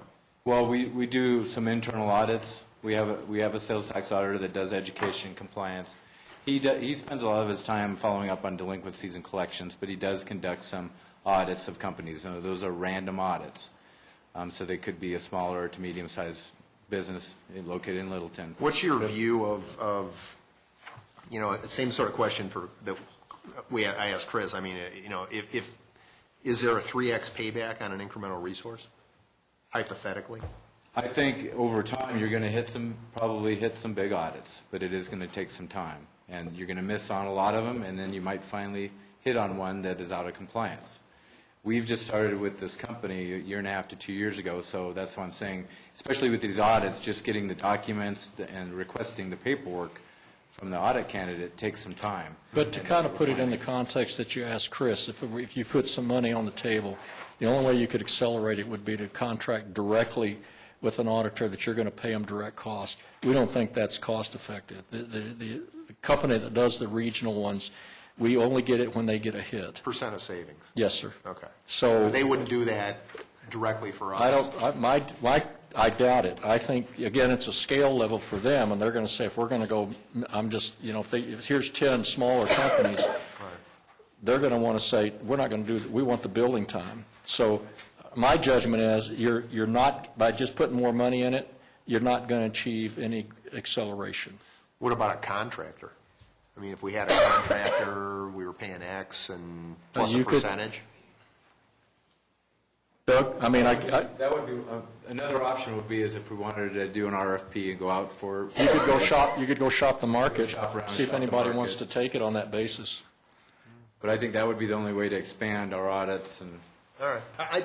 Can we throw it up there just to, it may go nowhere, but I think. Contract auditing? Yeah, All right. contract sales auditing. Sales tax auditing. I have Doug. Yo, Doug. Yes, ma'am. I should say which Doug, sorry. On the goals and objectives, I think you need to include the online timesheet interface. That's from page 193. Yes, thank you very much. I mean, it's a good objective to state here. Thank you. We have one position vacancy, and that's the accounting supervisor position. It used to be an accounting manager position, and we propose to reduce that, reclassify it downward to accounting supervisor. That's being filled by a temporary worker at this point in time. We don't have budget authority to pursue a full-time employee at this point. So that could go on the board. Can we get that up there? Well, that's already included in the baseline savings. So the question's going to be, if what Debbie said was frozen but not filled, you have a temporary contract person in there right now. I thought they wanted to see any vacant positions. I would consider, Well- I would not, I mean, I don't think having a temp in there that doesn't count. Oh, okay. Well, maybe put it up I there. assume then you're going to ask about what impacts those have when they come back, what the impacts are on the workload. So maybe put it up as a temp in that area so that we keep our focus. I mean, that we can help remember it. Are we gonna, is this getting put into like Word or Excel or something so we can look at it? Is that? It's being put in Tiffany's. Okay. All right, so you're capturing all this and you can email it to us. Okay. Anything on page 40? Whoa. Wait a minute, wait a minute. 116. Well, on 28, We're done. I actually I have a question, not on that, but what are we losing or not getting by reducing or excluding the arbitrage bond calculation service? What is it, other than the obvious? Well, we have like our certificates of participation issues. We have certain obligations that we have to go through and do an IRS arbitrage calculation. And so we have to hire an outside consultant to do that. Now, there are certain periods of time, certain deadlines that we have to maintain and get that calculation completed by, or otherwise there could be a liability there. Now, we did, trying to think of the issue that we did about a year and a half ago. They're not marketable security. I mean, they're held by a single entity. They're not in the market. anything that the IRS, basically, that when the IRS issues a 8038G, which is a tax exempt certificate when you do like a bond issue. Every year? For example. No, not every year, but every certain period of time. So when you, the clock starts ticking after you spend those proceeds. Right. So it could be every 3 years, every 5 years, but then you need to make sure you do a calculation to see if there is, basically they want to see if you're earning more in interest than what you're paying in debt costs, because it's supposed to remain a tax exempt transaction. So we have to do that calculation, which is something you really need to bring in an outside expert to do that calculation. It might be $2,000 to $3,000 for an issue. I mean, you guys had it in the budget last year, and then it's... Well, I mean, what it shows here is the 2010 estimate is a little over 3 times the 2010 budget. Yeah, for 2010, we're using that professional services line item for the temporary worker that's filling that accounting supervisor position. So it's not strictly for arbitrage, and I don't think we've spent any money this year on the arbitrage calculations. Okay, so in other words, that... Even though it was in the budget? Well, it's in the 2011 budget. It was in the 10 budget, though, too. No, it was in the 10, but it was, what I was looking at, and the more my question came from, is there was a $40,000 expenditure estimate. I understand. But what it is it's really more temp work, professional. Yeah. Yes. And actually, there's only 12.5 in the budget for 10. All right, 29, Fine. 30? Real quick on 29, you guys have a lot of classes all over this thing. Are these where people are going to classes, or are they doing it online? Where it's, is there any ability to do online classes and not send people out? A lot of times it is a webinar or an Yeah. online class, yes, and we take advantage of that. So that's pretty much the assumption, if you can, you do? Yes. Okay. Yes. Is there any specific reason why 2 go to everything? We have to, a lot of times we have to maintain our certificates, our continuing education, and our certificates for our CPA license. So that's when most of the classes are readily available all at once, and we can take 2 or 3 days off, and it's more time constructive. We get more value out of it that way. All right, IS. Nope. Yes. On page 31, I'd like, and I did ask Eric, I did ask to have discussion of the potential impact of of eliminating what is proposed with the Microsoft stuff, licensing. Say that again? You want to have, The impact here, you want to have Mr. Price yeah, address that? thank you, yeah. Ken? I'm sorry, I called him by the wrong name. I was thinking I was in another budget, but, so I had asked him to do that.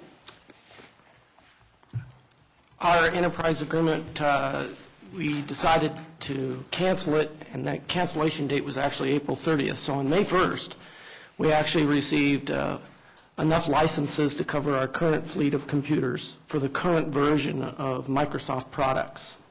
So that's 426 is our current fleet, and we have Microsoft product licenses for Office and Windows and those types of things. So do we see any impact in 3 years or 5 years, let's say, by not doing this?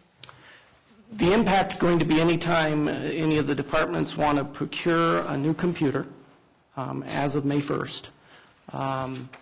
We will not only have to cover the cost of the hardware, but we'll have to cover the licensing cost, which is approximately, I can give you a specific number here in just a second. Well, Ken, is that exactly true? Because you could transfer the license from the old computer to the new? If it's a replacement computer, yes. If we're replacing a computer that's part of our current fleet, yes, the license Let me may be just transferred.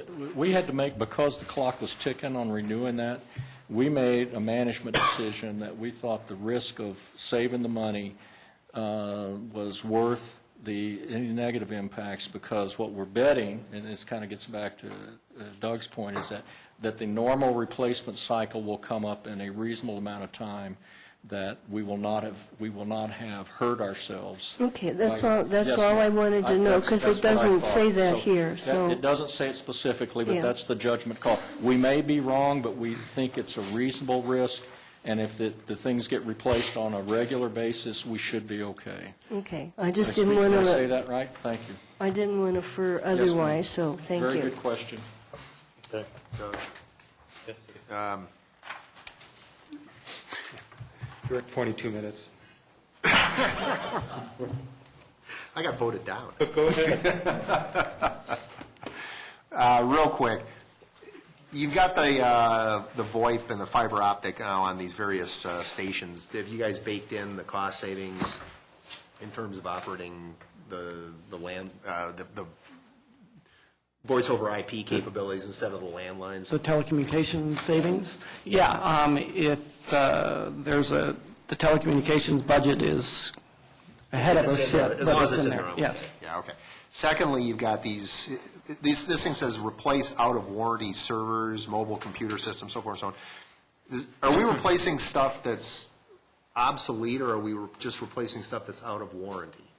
We, out of warranty, just to give you the But simple if it's answer. out of warranty, is it also obsolete? We have, over the years, looked at that 4-year versus 5-year and those types of things. And for desktop computers, for example, that 5th year, they start falling apart. So, yeah, it's... These are 4-year warranty deals? The desktops, we do 4 years. Most of the MDTs, those would be for police and fire, we do 3. Can you not extend a warranty? You can. How come we don't but- extend warranties instead of buying new computers? I don't lease equipment. Again, that next year, and I'll speak specifically to desktops, we've looked at what happens to desktops that 5th year, and they just start breaking. But if you've extended the warranty, then you've got warranty on it. Yeah, but the downtime required to rebuild a computer, for example, if when a disk drive crashes, it has an impact on productivity. And we start seeing not just disk drives fail, we start seeing motherboards fail, we start seeing power supplies fail, and on the same computer.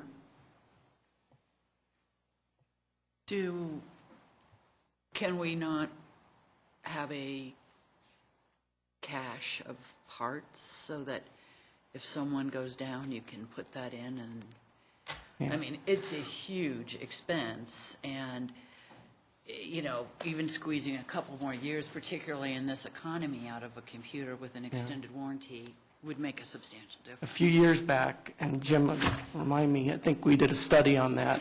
We projected break-fix, right, over a 5-year and then a 6-year and a 7-year.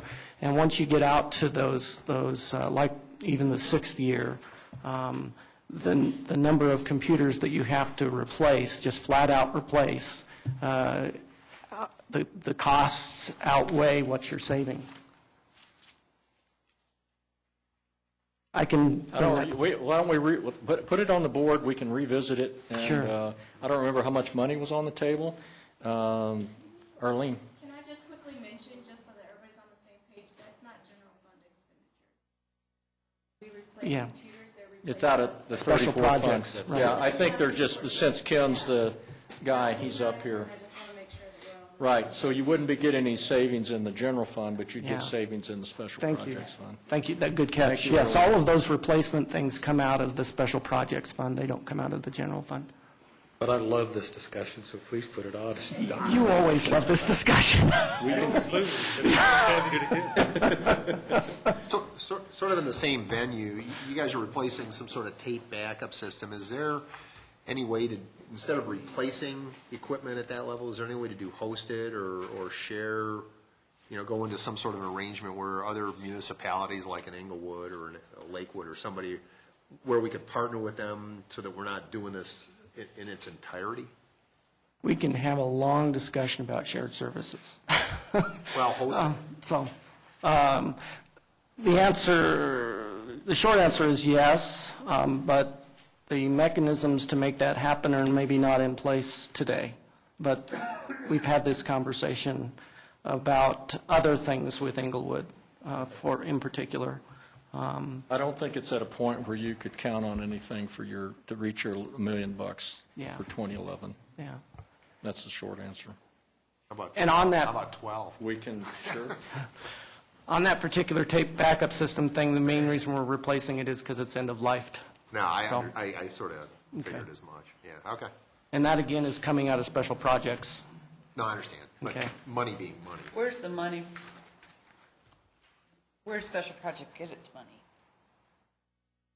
Building use tax, HUTF, and transfers from the general fund. So it's kind of general fund. It is kind of general fund, yes, ma'am. It just happens to be parked there, but I think We're your just calling question. it Special fund. Yes, ma'am. And we do have, there's a contract position. I have a vacancy in my department Network as well. administrator. It's an IS support technician.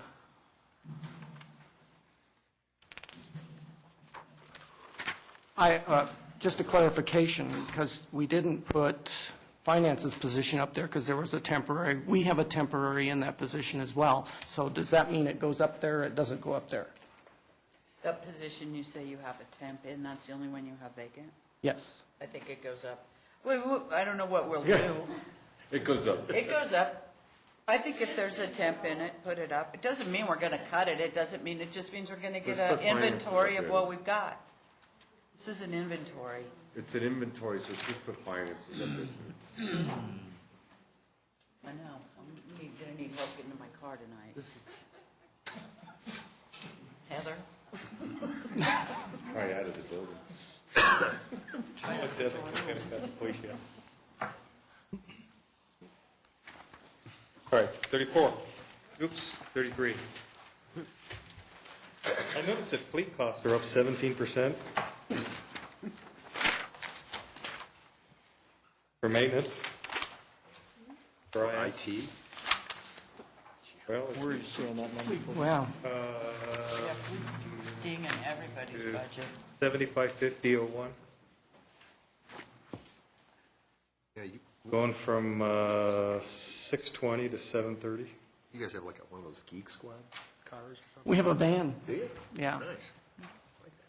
It's an older van. It's an older van. It's an older van. It's all paid off, and, All paid off, but as an Still needs an older, oil change? yeah.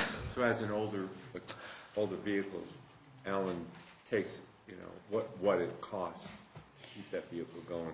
We decided not to replace that vehicle because the mileage on it is so low. But obviously, costs go up So to there's, maintain it. the department has a vehicle, but there's also an auto allowance of $2,400. That happens in a number of departments, too. Well, in Ken's case, the van is, you're right, there is an auto allowance, and we should address that at some point. I don't know what the relationship is between the van and the auto None. allowance. There isn't any. None. Transport equipment mainly, isn't it? Yes. When you go to the library and everything like that. We go and take equipment from one building to the next. Yeah, like use omnibus? Bruce, you want to get out of here at 10, Bruce. Oh, a little comic relief, come on. Okay. Very low, actually. Very well. All right, 34. 35. 36. I have a question on 36.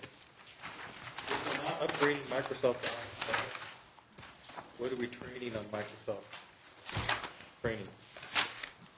Most of our classes right now on the Microsoft area are on the server side of things. And yes, we do upgrade the operating system on the servers. We upgrade to the latest version of Exchange, latest version of SQL, Okay. those sorts of things. But again, these are webinars. We do look at online training first, absolutely. And we also look at CBT, which is computer-based training. That's where you get a CD and plug it in and go through it that way. 36, 37, 38, Whoop, 39. whoop, whoop, 37, just real quick, editorial, liquor and medical, Marijuana authority should be licensing authority. Sorry? Liquor and medical marijuana authority in the first bullet should be licensing authority. Okay.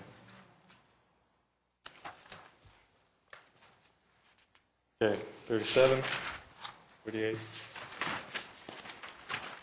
40. What, 39?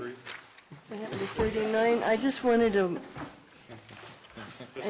I wanted something defined here. What's an MUA about halfway down with the rooftop in building maintenance?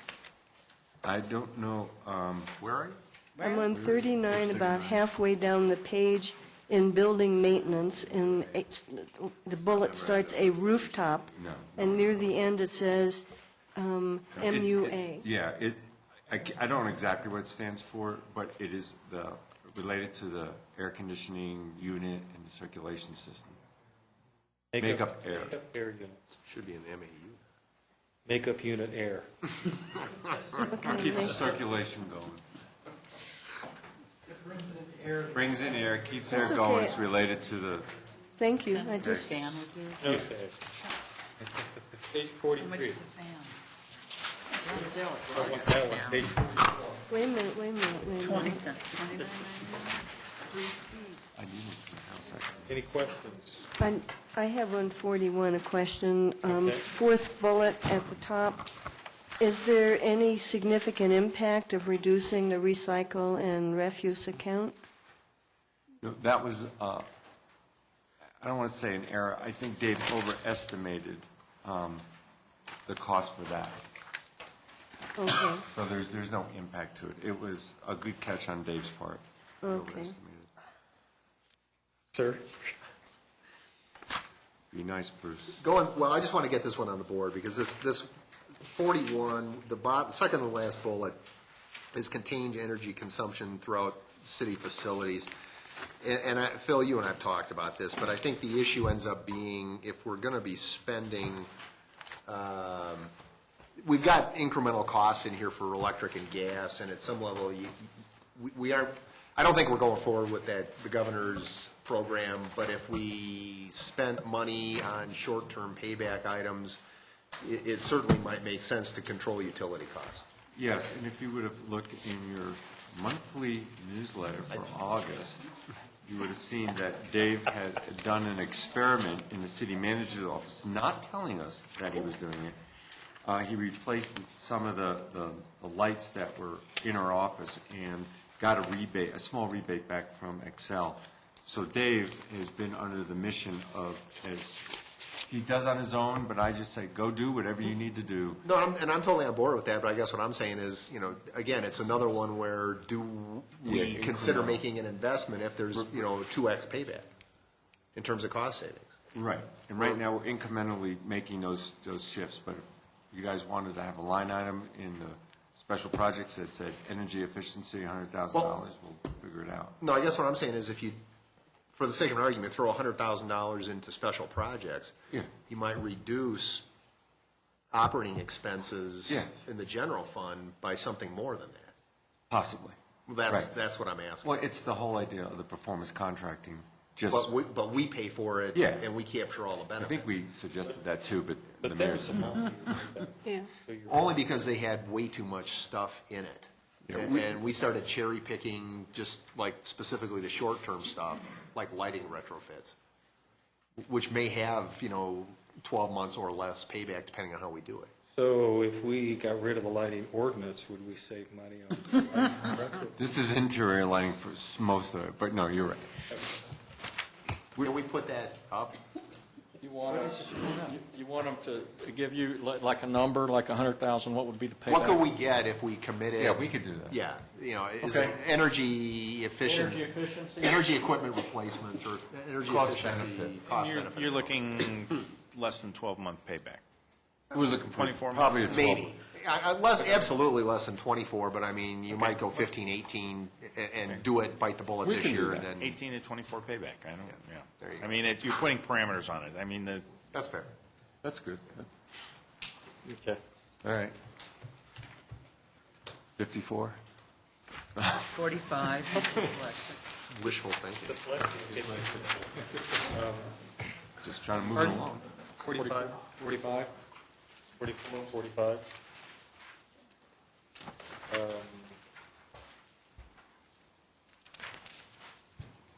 Ed, I have a question on actually 45. EI fingerprints?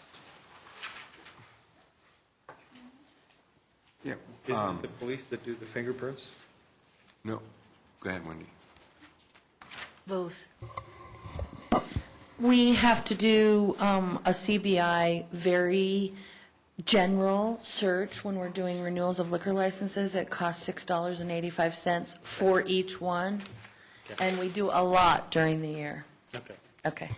Because we have to do it for every single partner in the business. For like an LLC, if they have 10, For liquor? yes, for liquor. And the medical marijuana, potentially. Okay. Yeah, and I'm just a point of clarification, when we come back tomorrow night or whenever we finish the general fund, the council's expectation is that we will come back The and we'll, council would have to vote. okay, well, I guess is the point tonight that in the morning, are we to give all the department heads direction to prepare the additional 3% cuts? If we get through the general fund. Okay. And Because I'm not hearing a lot of suggestions from council about where to get the other 3%. So I'm assuming that that's on our. Well, I think we're sort of trying to figure out what we've got first, and then we'll figure out what we have Just left. clarification, I want to make sure where we are. And you're pretty unlikely to hear that between Okay. now and when we get to the end. Okay, thank you. Okay, 46. On the professional consulting, the 92,140, I believe, is, Bruce calculated it and I did, is about 9,000 more than we'd be paying. When we calculated that number, it was early before you finished your job search for the presiding judge, and we budgeted at $80 an hour, 20 hours a week. So we took a guess. We will go back and readjust that. It's about a $9,000 difference. Are we on 47? We're on 46. Oh, well, Same thing. department. Yeah, they go together. Professional consulting. For 46, how many staff do we have? Because the 2010 budget says 5 full, 5 part, and 1 frozen. Do we have 5 part-time and 5 full-time clerks, plus 1 frozen position? Well, they're probably counting the judges in those part-time positions. So that's where you get the part-times. Okay. But we're down, does this budget include how many clerks? Okay, right now, we have a court administrator and 3 clerks, so we have a total of 4. That's what's in here. That's what's in there. Okay. We eliminated the position, 2 of them are vacant. well, one right now is vacant because she just left, and we're filling it with a temp. Okay. And then we have one lady who is out on maternity leave, so right now you have just 2 people running courts with the temps that are in there. But do you want to throw the vacant clerk? The vacant clerk temp up there, sure. Okay. What about that frozen one? That's one that we eliminated, but Jim Den came and said we needed money for the immigrant initiative. So we eliminated it from courts, but part of that money went over to pay for the There's a person in it? immigrant initiative. I don't know how much it was. But you still have a Is court. there any longer a frozen position in courts? No, we eliminated that. We had in 2005, when we did our budget cuts back then, and you guys brought it all up to us, we were holding positions, and we eliminated them in this budget. They're not in this budget, either FTE-wise. Yeah, Phil, just look, there's a vacant, there's a eliminated position in the baseline. So if you, right now, without the baseline, I think you have authorized, budgeted 3 clerks. 3 clerks and an administrator. That's what we have as FTEs. So 4 staffers. What? No. In the baseline? There's no I'm frozen. sorry, I'm getting different head, There's body no language. frozen How many position. clerks, with the administrator, how many clerks are in the baseline budget for 2011? 3. 3? Okay. Okay, but I got 3 a, plus the administrator. Plus the administrator, For a total of 4. for a total of 4. okay, well, I got information today that I requested showing 4 full-time and 5 part-time for the court. Yeah, That's, I would just That's ask that the 5 part-time are the judges. judges. Well, yeah, but the 4 full-time, and yet somebody's saying 3. Well, No, Now, you- 4, right. yeah, so 3 clerks and 1 court administrator. Okay. Okay, and now back to Debbie's question, is one of those vacant? No. Well, Okay. there's one. It's vacant with a temp. Vacant with a temp. Okay, so do you want that one? Vacant with a temp. With a temp. With a temp. Yeah, he wants it up there, because everybody else is putting it up there, we want ours up there too. We don't want to be left out. If you got a vacant with a temp, put it up there. She's on maternity leave, right? No, that's another, she's on maternity leave. That's another position. So is that vacant? So confusing. The other one, the maternity leave, that's vacant? No, it's not vacant. Well- On maternity leave, we have a temp. Okay, page Okay, 51. so that one doesn't matter. Thank you. I have, back on 47, Okay, $20,000 for filing cabinets. Well, what we did was, we did it's somewhere between 15 and 20, and to be honest, we threw in 20. We're not going to just stick to the 20. We're going to go out and actually, we would like to look and explore on electronic filing. We haven't gotten any numbers on that, so we have to decide how we're going to handle this filing system. Yeah, the filing systems aren't just filing, it's file folders, it's hiring the people to do the work for you, it's the whole system. But we're not going to we're going to do an RFP, get out there and see what we can get. But we talked about this, we'd like to try to go to electronic filing system. That might be a little, depending on how we do it, anyways, long story, but that's what we'd like to try to do. And so a question on... And we'll work with the attorney's office and the judge, and we'll make sure everybody's needs are taken care of. So the question on that line item, it says 28,900, but then we've got the worksheet that says just 20,000, so there's more, Oh, that's probably just pardon? that's just an I'm error, I looking at guess. page 50. I'm still on page 47. Yeah, but the 50 is the specific for the line item I just asked about. It actually is only the specific for that special project for the 20,000. Oh, They yeah. budget every year, office supplies of 8,900. Okay, So that's- 8,009 is just office supplies. Okay, thank you. okay. This brings us up to 51. No, question on page 47, just, I'm comparing 2010 estimate to 2011 budget, and if I've understood the discussion, and this is the part I don't, because some of the line items have shifted, we have one, we may have had a full-time equivalent for part of 2010 that's included in 2010, so there's been a position reduction. And what I was trying to do is figure out with a position reduction that we've gone up, 66,000.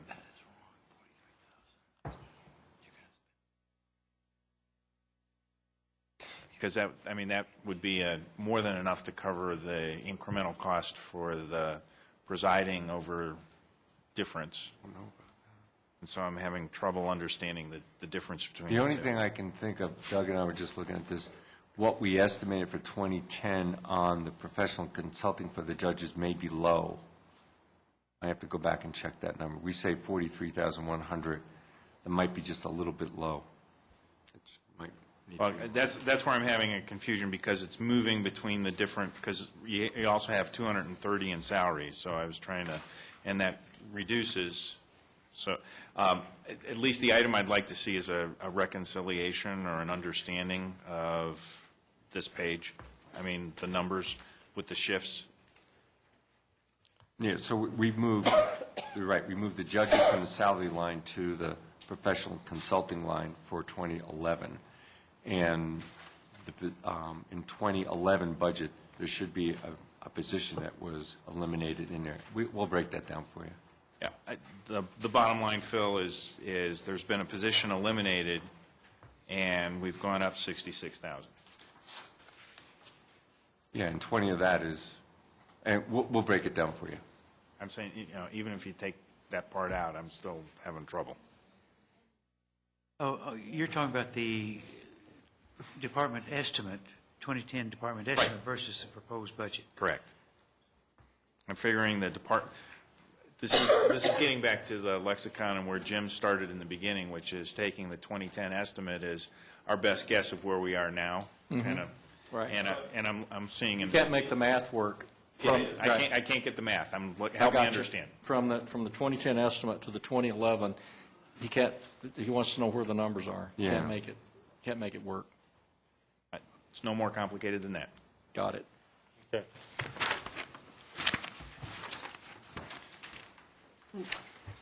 $51? Human resources? Real, I guess, a question, Eric. Yes, sir. You've got consulting money in here for, on 53, Mercer and HR consulting audit and so forth and so on, efficiency studies. Where the results of this are presumably incremental cost savings, are those in the budget, or how do you? You're saying after we finish an efficiency study, is there any cost savings? Well, if there isn't, why do the study? Right. Well, why do the study is because we don't know until we do the study, first of all. So when we did police, when we did fire, when we did IS, some of those you don't actually get a reduction in a budget. You may look at, like I'm sorry, Bruce and Phil, you weren't privy to the memo I sent out last year, when we talked about what do we do with efficiency studies. And sometimes it's looking at the workflow to see if we can be more efficient, if there's a reduction in how we handle paper or how are we conducting ourselves in team meetings. I know when we work with certain departments, some of it's just about management style, management functioning, and working with a group. Sometimes it has to do with technology. Bringing in technology may make us more efficient, but it may not reduce a position. Now, you got fire and police where I think we've seen some of that, where we've had some good suggestions, and we've done some of those. Okay.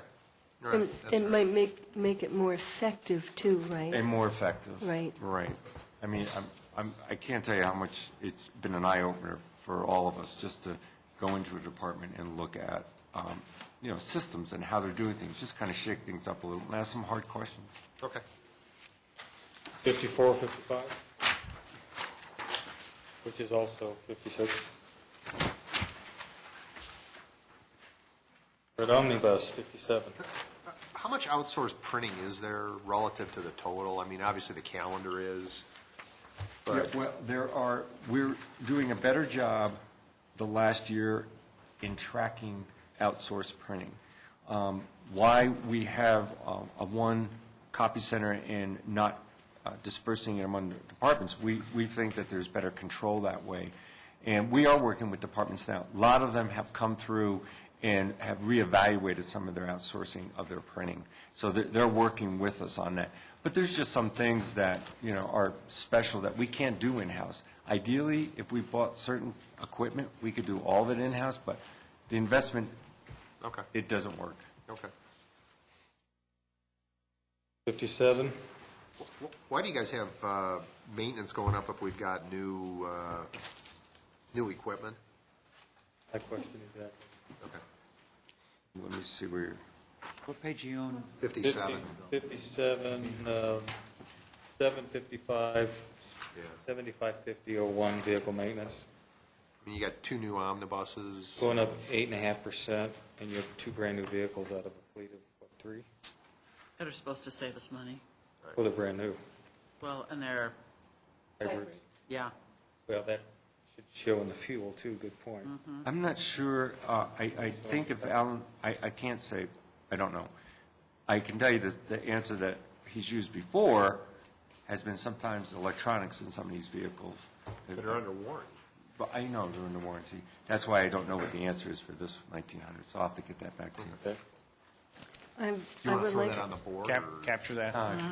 You can put it on, board. I can just follow up on it. I'll just follow well, up. I'd like to put, omnibus on the board otherwise. One at a time. Go ahead, Wendy. I just wanted to add that one of the hybrid buses went to the shopping cart Oh, that's right. and one went to the omnibus. So they're two separate issues, two separate budgets completely. And don't we have a reserve? And we do have a reserve bus, so there's 4 buses for omnibus, and, well, we actually have 2 for shopping cart right now because we have the backup bus that the hybrid replaced. Thank you, Wendy. She's right. Although we bought 2 new buses, we still have older buses that we're still trying to maintain. But we'll still get a breakdown for you on this. How many buses do you use in a day? Thank you. We use 4 buses. We use 3 for omnibus and 1 for shopping cart. Okay, so Omnibus currently has 4, so are we going to sell one? I don't know what Alan plans to do with that other one. I Normally, don't know.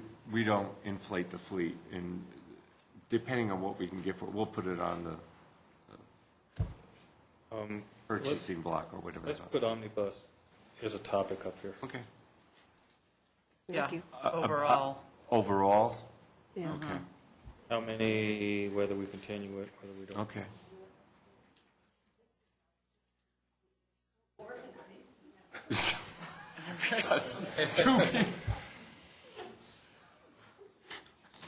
Okay, page 59. Yeah, I got, No,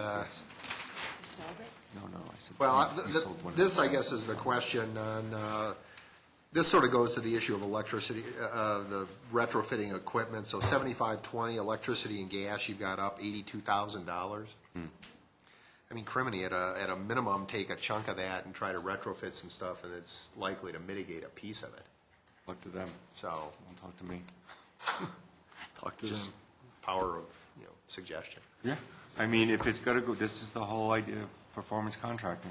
No, I totally understand that, and it wasn't. You an want a issue. discrete piece? Yeah, I mean, or it- number, like, let's just, pick a number, $30,000. Well, but we already have that on the. Yeah, it's up Okay. there, but I just, All right, you're just reinforcing that. Yeah, the energy consulting thing, the concept was fine, the financing was lousy. He's just gobbling up more of these 20 minutes. All right. I ceded some of it to others. That brings us to the end of administrative Thank you. courtesies. I would suggest we have a 7-minute break. Actually, can I ask, this is one I did want, on 61. Okay.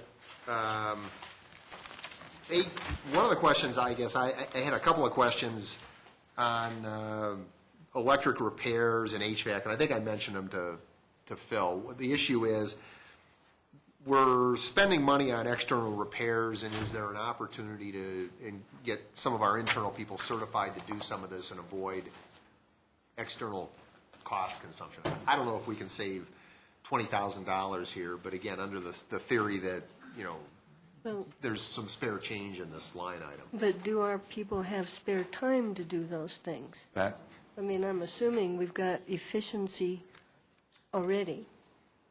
I appreciate both your comments. That we do have certified people that can handle some of the problems that go along with HVAC system, as we do with even some boilers.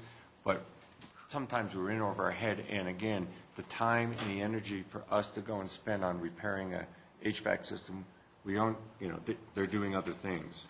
So it's actually more cost effective if something breaks that major, we bring in an outside consultant. Maybe, and I'm okay with conceptually that happening, but I'm going to push back a little bit as well on 63, where you've got this replacement of the town hall HVAC unit. I mean, we've got units that are well past 28 years, and I'd love to replace some of them on some of the stores, but at some point, you keep them going because it's still going to be cheaper to maintain or We've done that. repair. Yeah, you're right. We've done that with generators. We've run into problems. We've done that with our lights in the parking lot, and now we're running out of parts. But I took your advice, and we had a consultant come in and look at it and to say, you know, what can we do with this? And we do that on all our equipment. How long can we keep maintaining it? And he goes, well, you can, you know, if the parts are available, yeah. You know, if You can get parts made, though, too. You want it on the board? I would Push it put back? that one on the board. I'm not saying, to me, it's absolutely a nice to have, but I'm questioning whether it's a need to have at this It's stage. of the game. whatever four of you want to do. Okay. Okay. So that'd be Wanna the push it town back? hall HVAC. Defer replacement of the HVAC on Yeah. town hall, is that right, Mr. Stallman? Yes, sir. All right. And, All right. but before that, I have a question on 63. The last item, clean and reseal tile in the restroom of the Littleton Center. I'm assuming, well, I've been in a few of them, so there's more than one restroom. Are we doing a particular restroom? it would be restrooms. If we can get more than one done, we will do that. Okay, We'll do more than one. okay. Thank you. All right, folks, how about a 8-minute break? We'll be back at 1:45. Any objections? You get a fresh 20 minutes on it. 20 minutes to talk, 8 minutes to break.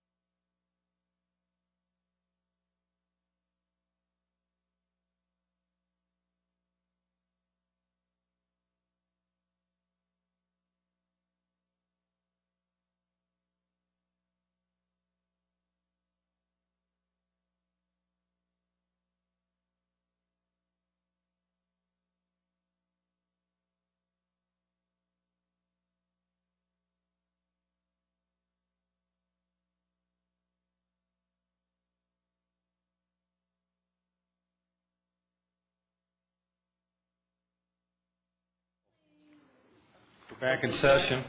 I'm going to make a suggestion that we stop what we're doing now.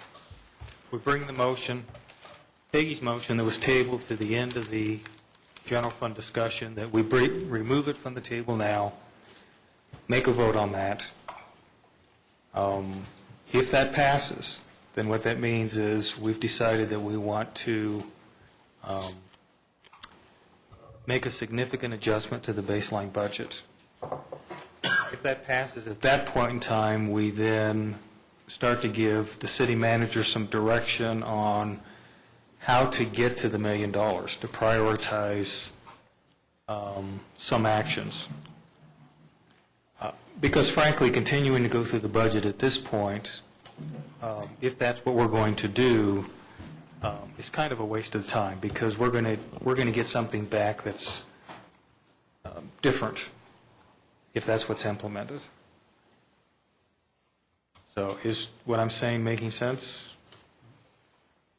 All right. I don't remember how on Roberts you pull something off the table.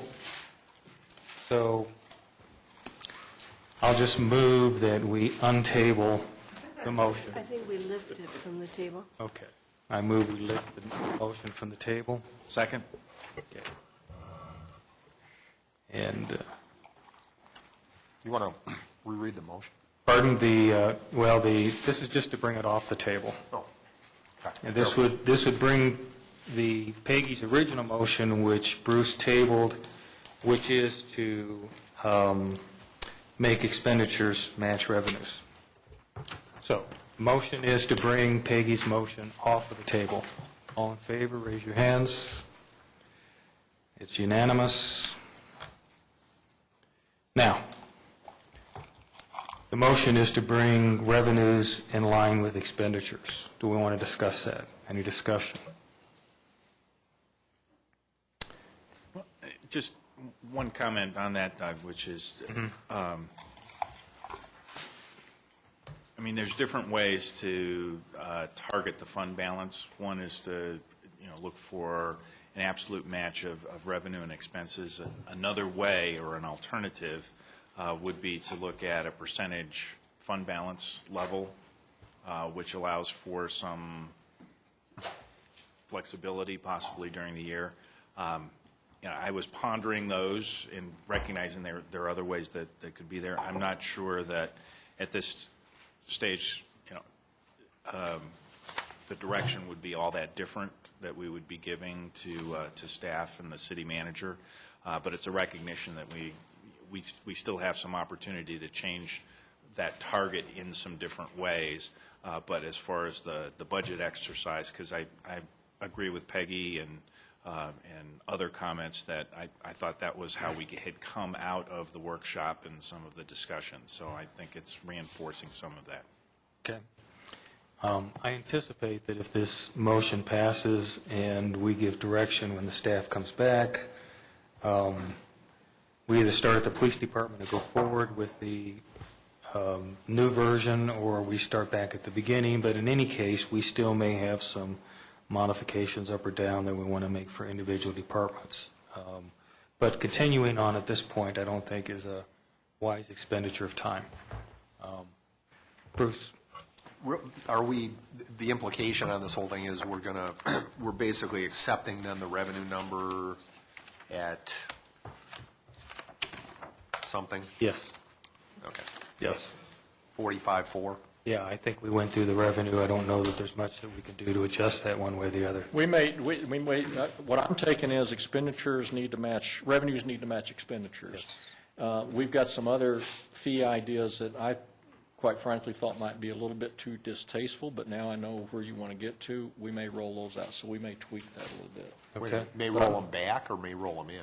Pardon? Say what you said again. He may suggest something to us that he was loath to. We may add some to that, but what I'm getting is the big policy is this council is your expectation is for your general fund. That's what we're going to vote on, yes. That you're going to vote on. Yes. That if this passes, that your goal for your general fund for 2011 is revenues match expenses. And we're to come back and show you how to get there. Yes. and then you can look at estimates. We don't like how you did this, we don't like how you did that, but somehow that number, those numbers need to be a zero estimate of no dip in the fund balance. It has to match out for 2011 estimates. Got it? Mm-hmm. Okay. Okay. So, Peggy. I think Jim's hand was first. Jim. Well, I will put this out there. I usually don't get much support for my ideas anyway, but I'm going to put it out there. I think that I don't feel that I'm an expert in the fields of any of these department heads, that they should be looking at where, if this passes, that they can come with their own cuts instead of us trying to dictate to them where their cuts will be.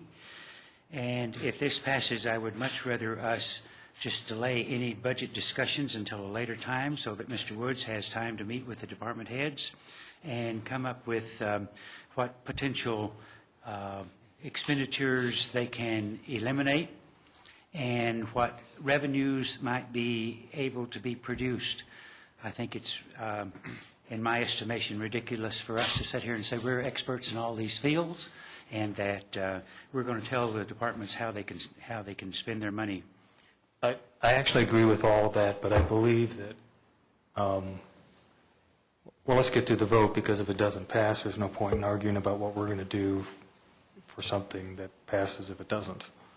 So I have a point of clarification. If it Yes, ma'am. passes, then we decide whether we're going to look at more of this? Well, or- if it passes, then we decide something.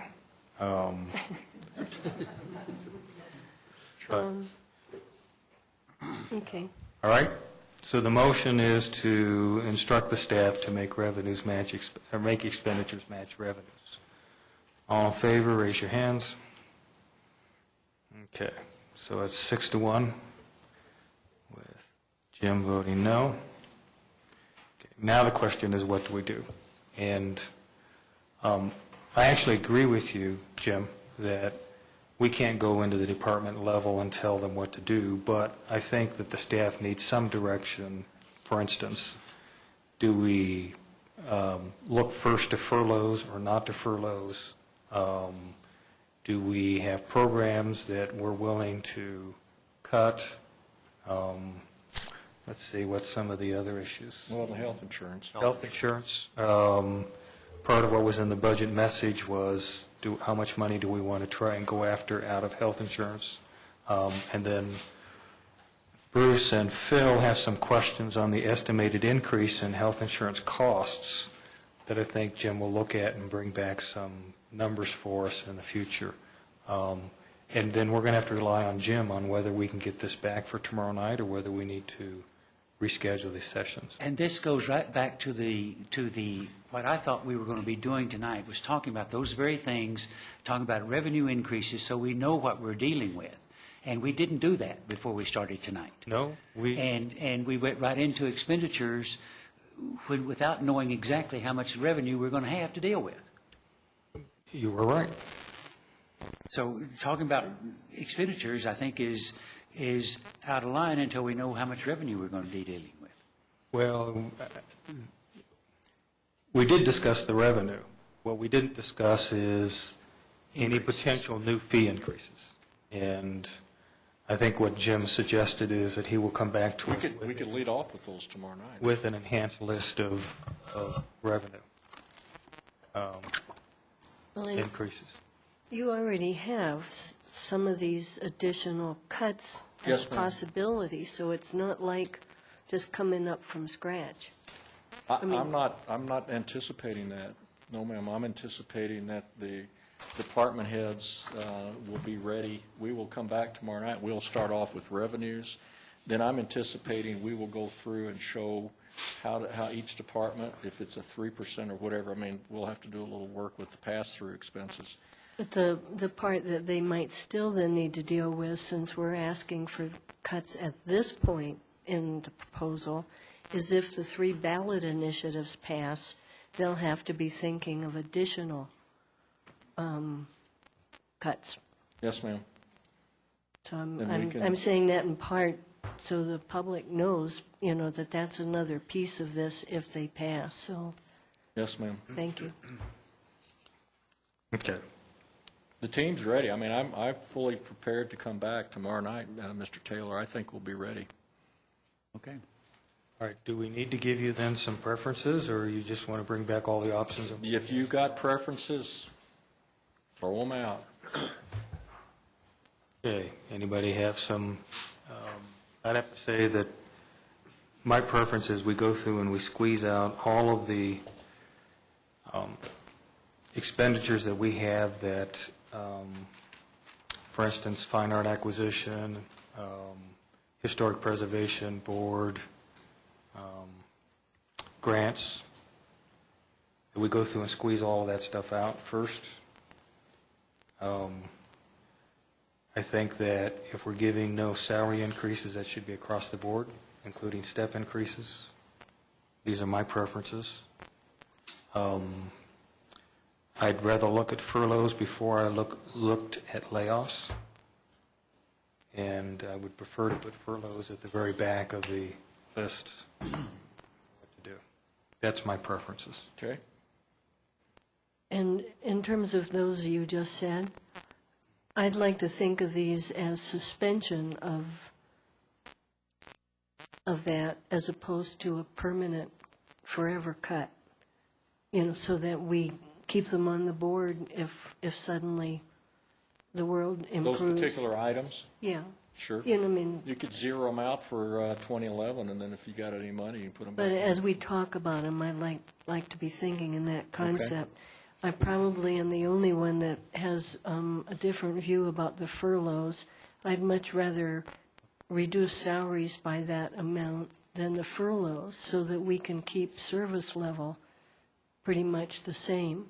But if you have 8 days of closure and the employee, we already need the employees right now full-time every day, except vacation, whatever, ma'am. then we're going to start seeing a backlog of Yes, ma'am. stuff. Okay, and I've got my own opinion on that if council wants to hear it, but I'd like to hear from the rest of council. Well, I could comment just briefly on it. You save money with the furloughs, you save money with the cut. Mm-hmm. And either way, when we start doing better, I would just have the understanding that we'd make up the cuts that we'd made. But maybe not everybody sees that. I know there's something psychological, Yes, certainly ma'am. a big something psychological in that. I think that's the key point, I think, in looking at it, and we can talk about pros and cons, but I would be, if out of those, I would be the one to support furloughs. If you just do across-the-board salary cuts, what you're asking employees to do is provide the absolute same level of service to the citizens, and they take the hit. So you're going to have a significant morale problem there. Okay. And in terms of the furloughs, if we go with furloughs, I don't want to have the library having 10 furlough days when everybody else has 8. That's my view. Okay? Well, somehow we have to make expenditures match revenues. So that'll be part of council's discussion. Jose? I would like us to see or look at paying off our certificates of participation, several of them that we kind of went to the voters with. This amount, I think, was about $3 million, something like that. By reducing our debt, we also reduce paying our interest. So that's going to cut our budget significantly, I think. I don't know what you think about it, but I've always thought we should go ahead and do what we told the citizens that we were going to do. Can I suggest, Doug, can you update those figures? I can bring updated figures tomorrow. Okay. Sure. My personal inclination right now is the cash is more important to me because we're in a recession, and we did start out with the water fund saying they were going to reserve a certain amount of that for the police building, and we were going to pay off the loans. I think our economic situation has changed dramatically. So for me, the cash is more important right now. But I think we can get updated figures and see what the result would be either way. So we can decide. I think out of that preservation fund, it still leaves several $1 million.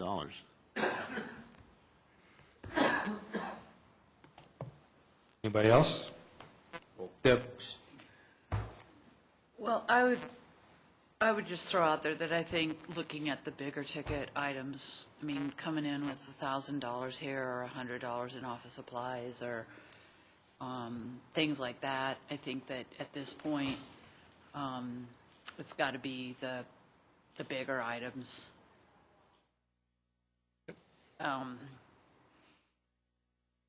I think a couple of places that, I mean, and, you know, bigger items, yeah, if we had one big piece of fat that was $1 million and we could cut it and it'd be, nobody'd notice it, that'd be great. But our budget isn't that big. And I mean, it's a large budget for, it's a substantial amount of money that we have a responsibility for. But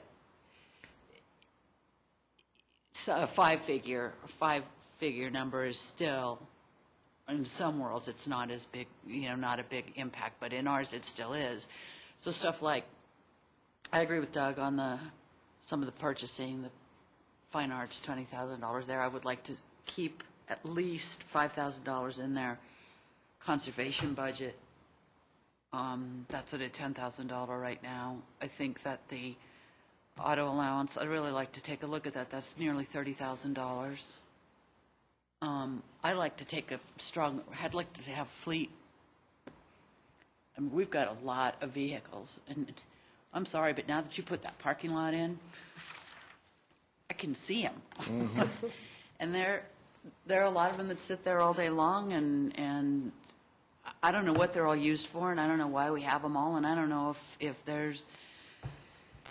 we're facing a pretty tight budget, and I think we will for next year and even the year after, because the recovery's not going to be as fast as the decline was. And so we're either faced with continuing to repair, maintain, fuel, et cetera, those, or can we dump 5% of them and save money big, you know, over the whole picture on that. And I mean, I'm thinking kind of that kind of bigger picture type of thing. Mm-hmm.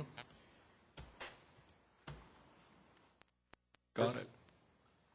There, you know, I think some of the stuff, I'm curious at some level as to just, I agree, I don't think we're solving the core issue, but I'm assuming there's a little bit more than loose change up there on the board. And I think there's other, you know, I guess my suggestion to start with would be to look hard at all of the consulting fees spread, you know, in and out and throughout and around all of the budgets. I mean, I know there's some stuff that needs expertise. Mm-hmm. It's sort of, the whole thing ends up being an exercise in nice to have versus need to have. I made the comment about investing where there's an opportunity for incremental savings or revenue. I am going to throw out there that I hear your comments about the whole economic development, and I'm still of an opinion, and I haven't the foggiest, although I actually do have the foggiest, that there may not be 4 votes to get that through, but I think looking at somebody to come in and do more focused economic development may actually have some upside that growing the economic pie, I think, is a viable. Let me put it this way: I don't think we can cut our way to, you know, where we want to be. I mean, if the economy stays marginal, or if sales tax continues to degrade over time, we're going to continue to do more of this kind of exercise. And I think it behooves us, while we've got a little bit of runway to play with, to look more viably at some of the other things that are going on from a revenue gen perspective. I mean, the fees, I don't disagree with. Mm-hmm. Yeah, I don't disagree with you. We can't cut our way there. Right. I laid out where I thought you could have big catalyst impacts. Right, and I'm not saying otherwise, but while I'd like to see those projects move forward, I also think there's a lot of other things that can be done in the interim that could help the situation. I'd probably be, more on a balance thing. We've already talked about the health insurance issue, and I think you guys are going to take a hard look at that. Yes, sir. Probably fall down more on the line of using the furlough as a way to get there, but I think you also do need to legitimately look hard at the various positions that are out there and make, tough choices if there's, I don't think we can avoid tough choices, I guess is what I'm saying.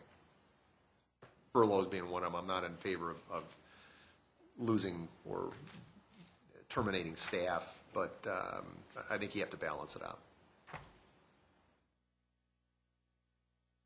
Okay, anyone else? It's not necessarily a new item, but I started on the healthcare side, making sure we understand that, because that by itself is a pretty big item as far as possible, and that's one where we just need more information on. I understand quite a bit using furloughs as an option. It gives us actually some flexibility that if indeed the fund balance isn't where it's going to be at year end and maybe is at a different level, we have some things, and that's why I talked about percentage levels as opposed to necessarily a fixed item in some of that. Not that I'm saying that's going to go one way or the other, but it gives us some flexibility that if things do happen differently during the year, recovery ends up being in our favor for our local economy, then maybe we have some gives us some flexibility in what we can do. But along with Bruce, the question is how many open positions do we have? How many temps do we have filling some of those, and getting a pretty good handle on the overall for all of the operations. Where are we with regard to the headcount and understanding some of that? Whether it's Debbie's idea about fleet recycling for developing some capital. I know that some of that doesn't necessarily flow through the general fund, but I know the idea that we did talk about earlier this year about recycling some of our fine arts inventory, if that's a way to not necessarily disrupt potential acquisition, but maybe there's some different ways, and I'm not sure where else that idea can possibly work to have us be at a position where we're still doing some of the things we would like to be doing in maybe some different and creative ways. I just had one other comment on the furloughs. I'm not real comfortable with 8 days. That's 3% cut, which you've outlined here, to 3% cut. I think, it'd get us to 800,000, which is pretty close to that million. But I'd like to see us include furloughs as part of the plan. I think 8 is an awful lot of days to smack down now. We also have to consider, and that's what's so difficult about bad economic times, is that everybody's suffering through them, and so to make them suffer even more, because everybody's been hit by it. Even if you have a job, you're still hit by the economics. So I don't want to cause a greater hardship than we kind of need to, I guess. I think there's a lot of places that we can cut that is not going to affect an employee's salary, and where we have to get to there, then there's an option. I just don't want us to see us. Well, and that's why we put some benchmarks out there, just so you had some parameters. And that's when we went through, we just picked a number. We said 8 furlough days. Then we said, well, it gives us a good benchmark because it says it's $100,000 a day. And then at the end, I said we could mix and match. So what I'm hearing is you'd like to see a little bit more mixing and matching. I'm uncomfortable with 8 days. Gotcha. First, I forgot one, and for Joe's comment, I mean, I agree with you in terms of the cash reserve it would be a priority for me as well, but let me take that a step further and ask, is there any interest in revisiting the refinancing of the COPS by virtue of the fact that it would generate some short-term cash? And I thought it was $70,000 in year one was the number I remember. Right, I think overall it was about $150,000. Yeah, over the term, but 70 up front. Well, and 75. Mr. Farmer can check on this, but you're going to have a couple of technical issues. For example, I don't think the museum cops are even callable till. This is the courthouse. Just, I think we were only. Just the courthouse, yes, sir, but I'm talking about Mr. Trujillo's suggestion about paying them off, and I don't think the museum is callable till 2012 or 2013. I think Jose was just talking about that list of lease purchases and that you'd done for the workshop, actually a year ago to the workshop. Okay. You'd done the courthouse Okay. up in the lease. There's a, Yeah, it's just the courthouse, I think, is the only one that's in play. and Right. there's a couple of lease purchases. We can bring out that information. Yeah. Or anything else?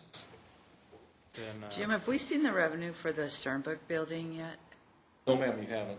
Would that be this year? Yes, we're going to bring a contract to you on September 21st. But is that going to be general fund or special revenue, special project? That's a decision you'll have to make. Yeah, one time. Don't give it to Ken. Just buy computers, Just we have to find- I was gonna say, replace buy in 4 servers. They years. just buy more servers.